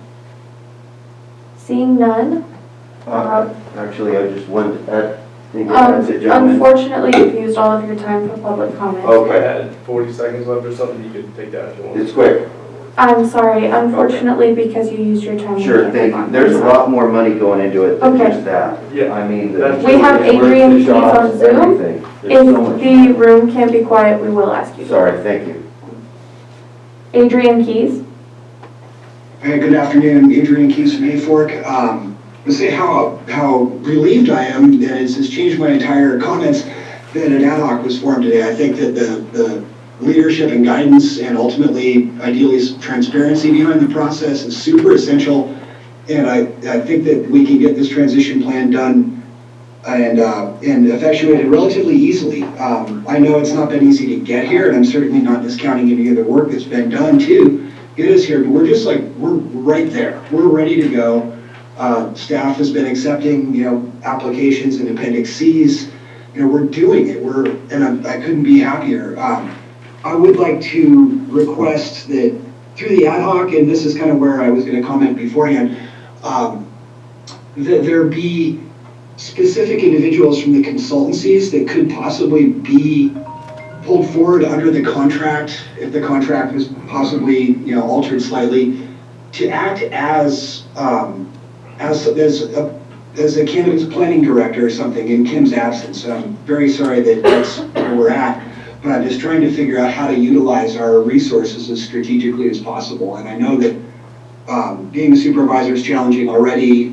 Supervisor Frazier lives an awful long ways away, and I would hate to throw all that extra weight on him with travel time and whatnot. I would love to see individuals from the consultancies installed into some positions similar to what Kim does now, into that management, the oversight position, and then reporting out somewhat regularly also, whether through the ad hoc or directly, to make sure that benchmarks are being met and that there are no specific reoccurring problems that they start off as hiccups, but then they become total roadblocks, especially as they compound. So I, just like everybody else, really just want to see this happen. It's, 5 years in here, still waiting for that site-specific discretionary review and an annual license. And I think there's hundreds of us out here in that position. And everybody's explained well the broader impacts around the communities, the broader impacts through employment and all those various things. So I won't reiterate that much. I just want to try and make sure that our resources are used as efficiently as possible. Thank you. Patrick Cahan. Hi, this is Patrick Kahn from Sawyer. Can you all hear me? Yes. Well, you guys have heard from me many times before, and I'm not in quite as upbeat of mood, and I appreciate hearing all the positivity and upbeatness from my fellow farmers in Trinity County. I'm just experiencing extreme burnout, and the pun is intended. It's been quite a year, and I've been showing up to these meetings, and in between the meetings, trying to get with my consultants in the county to try to navigate, what to do, when to do it, how to do it. And I notice, the county is represented here and now. I see Kim, and I appreciate that, and I'm sorry to hear that she's leaving. I see my consultants there. So I'm here, there's a lot of other farmers here, and yet, not to be rude, but my day has not been as productive as I'd like. I'm not learning a lot here today because it's like a lot of other days.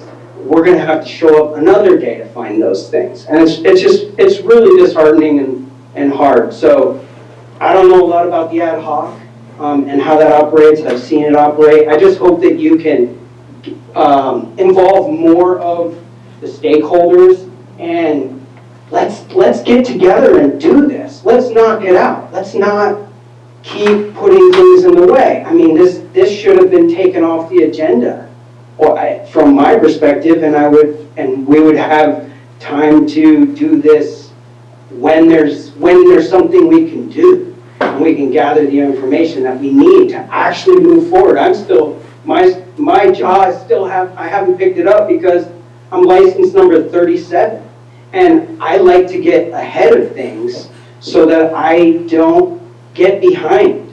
And now there's taking schedule or appendix C's, and I can't get in touch with my consultants and other people who could potentially help me with this because there's no transition plan and there is no one available because we keep showing up at these meetings and not getting the work done. So it's disappointing.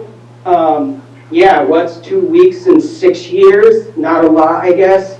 I'm upbeat about that, but we really are in the cannabis space coming across a time period where it's too little too late, and I really would like to see some completion in this county for my license and everyone else's license, and see some more working together so that we can actually accomplish the tasks at hand. And so if anyone wants to reach out to me and talk to me about how I could participate or have ideas about how we could get this moving, I would be happy to do that because my whole life Sir, your time is depends up. on it. Thank you. Carla Avila? Hello, this is Carla Avila from High on Palm. Can you hear me okay? Yeah. Great, thank you.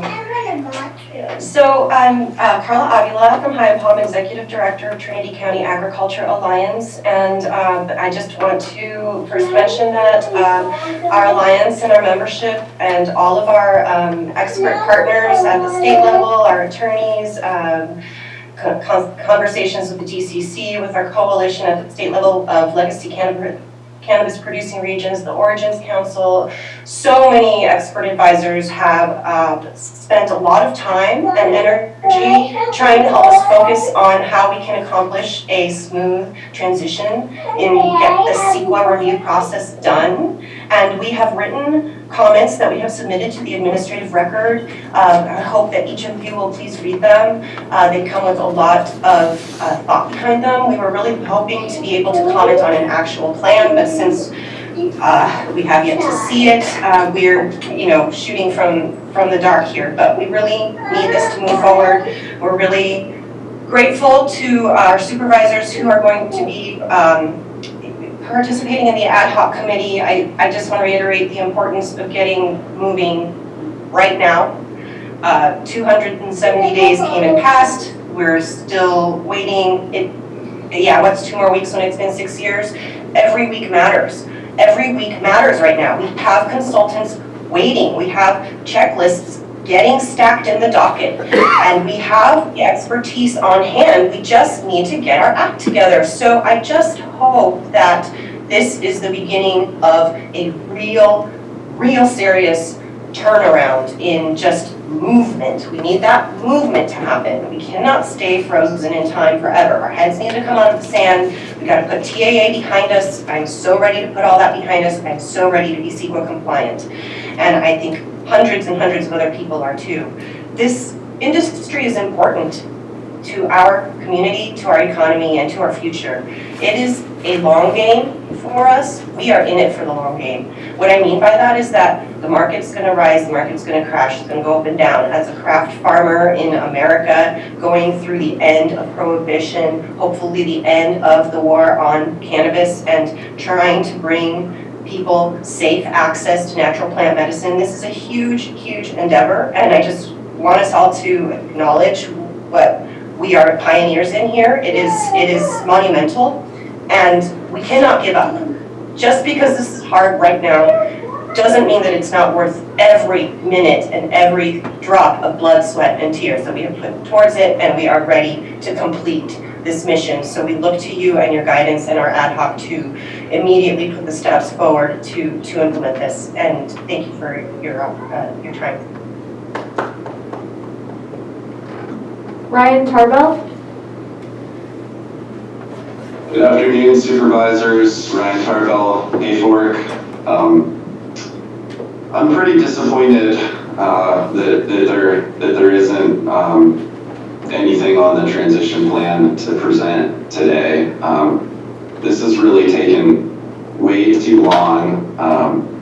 And now today we're learning decisions are being made on the fly behind closed doors on how to interpret our EIR and these Appendix Cs, things that all should have been part of the transition plan that should have come first.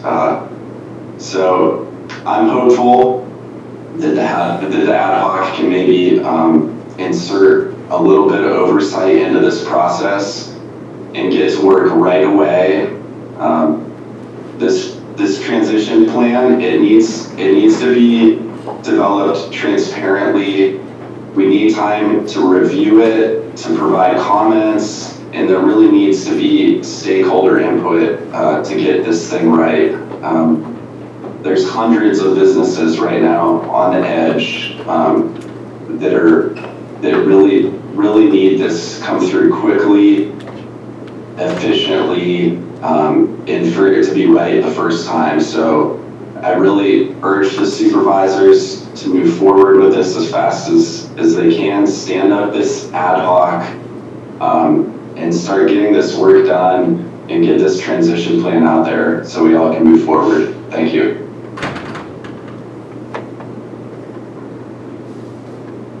Any other public comment from the room?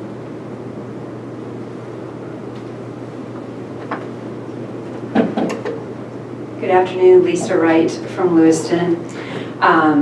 Yeah, it is disappointing that there still isn't a transition plan. I kind of like to see you get rid of that word transition because we've kind of gone through that 9 months, and maybe call it an execution plan because that's what we need to start doing.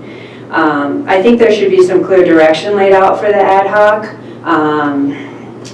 In terms of what kind of goals, I think it's kind of nebulous to not be more definitive on what their role is exactly going to be.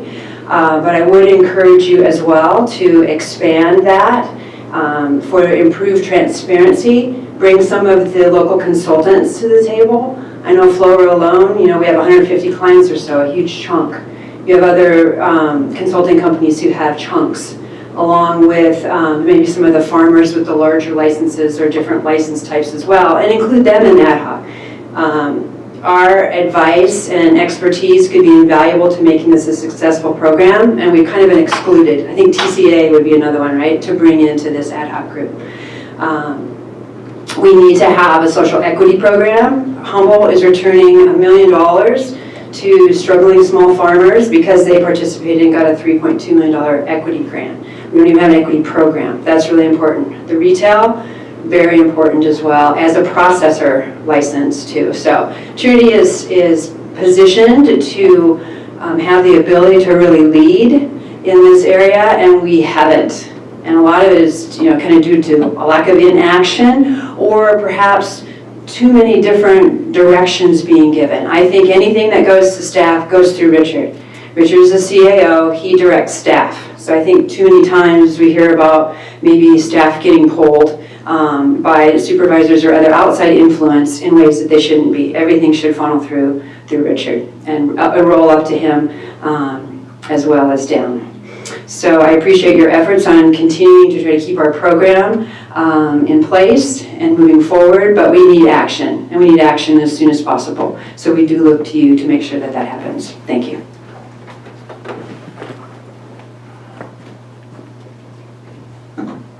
Jeremy Brown? Yes, I will be speaking as a member of the public. This is the same Jeremy Brown. Jeremy Brown, Burnt Ranch. As the finances were brought up regarding the cannabis industry and the tax measure that's in place, I was able to complete my tax pamphlet and get my estimate. And for half of this growing season, our cannabis tax will be $15,000. So theoretically, if our season has closure and goes well, from my single 10,000 square foot permit, that would be a revenue of $30,000 approximately. And if you multiply that by 530, you're looking at 7.9 million up to $15 million, depending on each grower's success on that.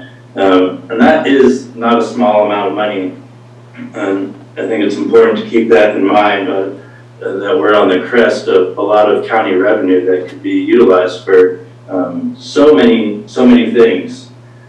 Trinity County has less than 1,000 registered businesses. I'll say it one more time. There are less than 1,000 registered businesses in Trinity County.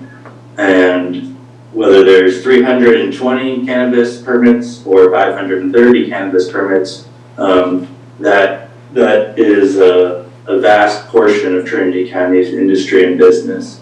And I don't think TAA has really taken any of that into consideration, and their methodology of attacking the county and its process is really only promoting illegal cannabis activities. If you read the statement of overriding considerations on page 61 of the EIR, section 2, it states, the best approach to regulating cannabis operations in the county is through the implementation of the cannabis program. I can't think of one other sentence that could be more clear on the issue Trinity County is against. And we have over 1,000 acres of illegal cannabis operations in the county. 1,000 acres of illegal operation that is not able to be addressed because we don't have the funding, we don't have the assistance. And so while this program focuses on 530 permits that are trying to be in full legalized compliance, there are an additional however many hundreds or thousands of illegal operations that continue to operate daily and with no intention of joining the legal program. So I just wanted to share those thoughts, and I appreciate you guys taking the time to consider all these things. Thank you. I have no other raised hands and no new chats, and I don't have any movement from the room. We have one more raised hand, Walter Wood. Hello, Walter Wood. I live near Salyer. Been out here for 20 years, and I really would like to continue living out here. And a big part of that is being able to continue to provide a livelihood for my family. We already have lost a fair number of on-the-books employees because of this uncertainty. I'm combined, fire stress them out too, but, all this uncertainty really makes it hard for us. So I just really want to encourage you all to keep all this in mind, this tax revenue that's being lost, all these things that encouraging illegal grows. These things can all be cleared up if we just really put our mind to it and get this program going. Please take this into consideration and really we need to fix this. Thank you. Tyler Thompson.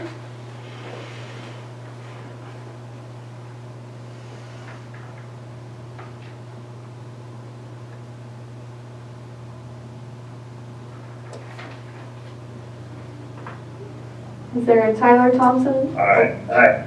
Yes, I was just getting this unmuted. No worries. Yeah. I just wanted to say hi, Tyler Thompson from Burnt Ranch, and I don't want to reiterate and make you guys listen to more of the same, but I do share a lot of the same thoughts others have had in regards to just revenue generated from those of us trying to continue on the industry legally. Myself and my girlfriend have a permit in Burnt Ranch since 2016 as well, and I've gone through the ups and downs with the program and continue to try and see it through. So just want to say thanks and encourage any sort of actions that you can take immediately to start the processing for those people who are on top of running a business. We've turned in one Appendix C, we'll be submitting the other shortly. I was willing to get a notice of determination years ago, completed all the studies, never drafted the full CEQA document in hopes that the county would be taking that lead agency role. But at this point, with the amount of time and effort that we've spent, I just want to see an annual license. I still am somewhat unclear as to why Caterpillar exemptions were not deemed sufficient, I guess. The state deemed them sufficient. We're in compliance with annual state licenses, which means we are CEQA compliant. So I just still don't understand fully why good enough, being told you're done, here's your annual license by the county as well as the state, is now not deemed enough. So everybody wants in good faith to make this happen, but I know sometimes, as with other things in business and society, opening the wallet is oftentimes a very effective tool, and with this potential tax revenue that could be generated, I did not complete my cultivation tax estimates yet, but I do agree with Jeremy Brown in regards to some of those numbers being fairly substantial. So I think potentially opening the county's wallet to facilitate processing them now, as opposed to later, would be very beneficial. So appreciate everybody's effort continuing to make this happen. Thank you. On our right. Can you hear me okay? Yep. Awesome. Good afternoon, board. I appreciate putting this item on the agenda. I only come out the last few bits, but I do want to just say that, again, we have a final EIR. You've given direction to fill out Appendix Cs. Whatever other instructions are yet to come for the general public on how to make sure these are completed Appendix Cs. There's not too much back and forth with the consultant, that's fine. But there's no reason to not open up Appendix Cs to the rest of the people waiting in the program. So everyone who got a denied extension letter and has already cured those deficiencies, anyone who is sitting in limbo land since late 2019, early 2020, that has never been processed, just start accepting Appendix Cs, start giving them to the consultants, put a 30-day timeline review on the county's end, 30-day timeline, 30-day timeline on the licensees to respond. It's pretty easy to put these in place and do an execution plan and move forward. There's no reason to dilly-dally anymore. We have plenty of people who have put everything on the line and then some. And it's time now, as I've been saying all year, but now make the decision and start supporting your program, your industry. Start accepting Appendix Cs for everybody. Start reviewing them, and don't bottleneck it with trying to make planners on county staff in between consultants and either the consultants that do the Appendix Cs or the licensees themselves. Let them be able to directly contact them. It works in Humboldt County, it works in other jurisdictions, and things get done much, much quicker. So I appreciate everyone's understanding of how important this is, but it's time to take action, and I'm really tired of saying that. So thank you so much. I have no other raised hands and no other chats.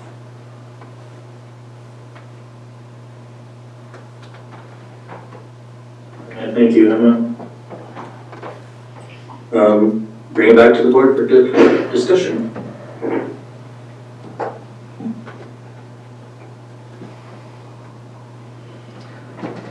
Well, as pertains to the ad hoc, I'll meet with Dan this afternoon and Richard, and we can set up a schedule to start working on what we see. We will hear more of what's going on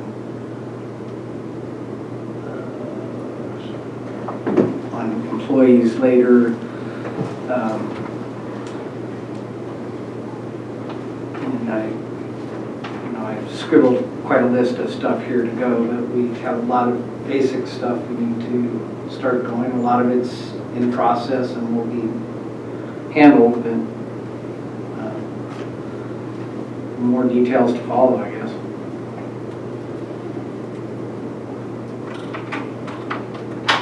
All right, any other comments from the board?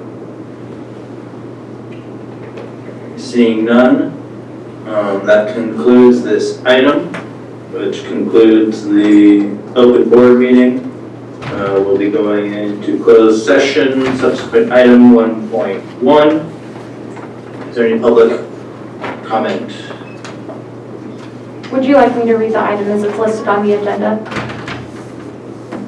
Oh yeah, I didn't see it on my agenda, sorry. That's okay, it's a subsequent, so you might not have had it. This is Government Code Section 54954.5E, Public Employee Appointment, Director of Building and Planning. Is there any public comment on this item?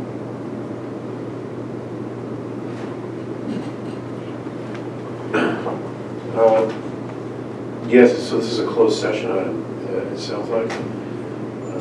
It sounds like this could be what an interim or emergency appointment of a director of planning. If so, I'm supportive of the board taking whatever immediate action deemed necessary. This is absolutely a moment in our history for action, so good luck in your closed session, and hopefully you've got a candidate that's willing to take on this tremendous responsibility. I encourage the supervisors to maintain oversight over the cannabis ad hoc, to really get hands-on with this department and help stand it up. It is unfair to any staff member to really put this on any single person. It really does need to be a team effort. So I applaud the ad hoc willing to take that responsibility, and I would say make sure this new appointee has some real support and guidance from the supervisors for this tremendous task. Thank you. Carla Avila? Hello, Carla Avila from High and Palm, Executive Director of TCAA.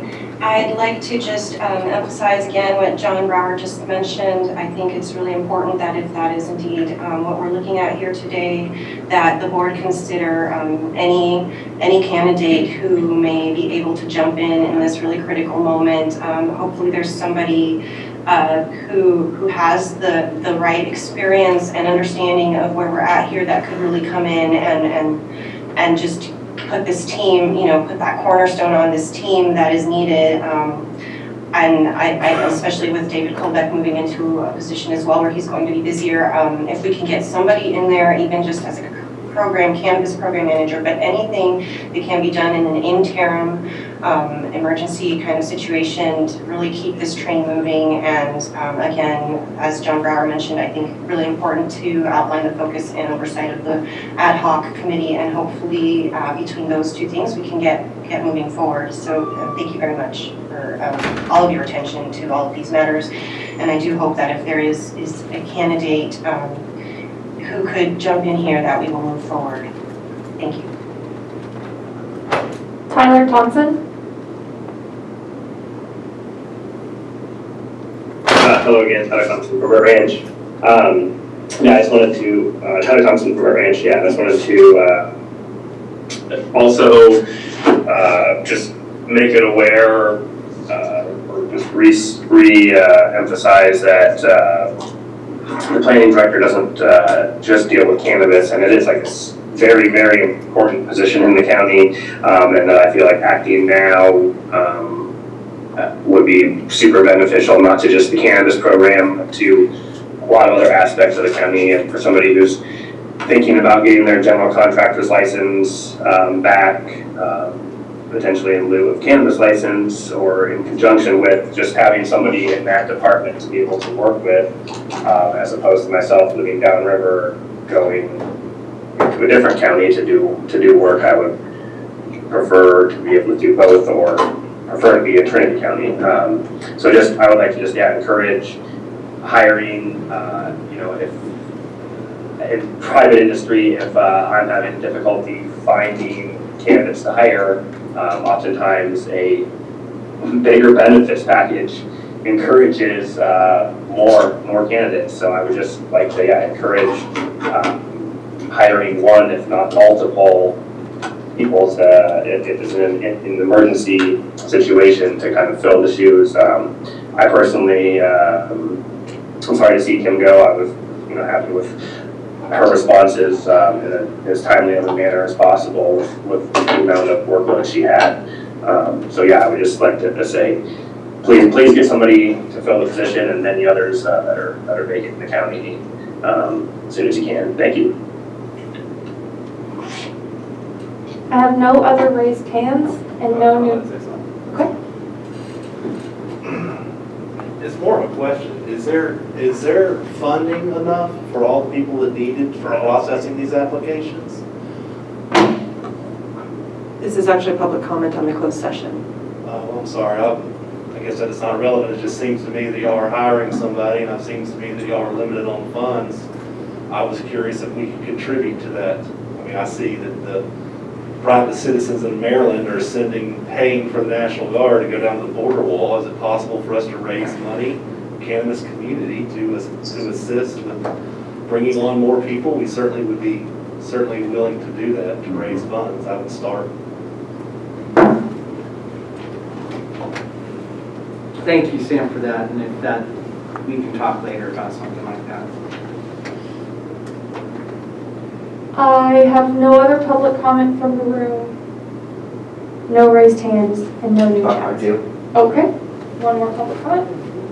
I mean, I'm like, where do you apply? Because until we figure this out, I'm unemployed, so maybe I could be an assistant. Where do you apply? Thank you.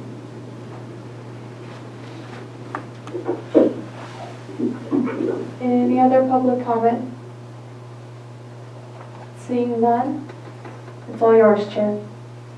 All right, thank you, Emma. That concludes this item. The public meeting is adjourned. We'll be going to closed session. Thank you all very much for attending today.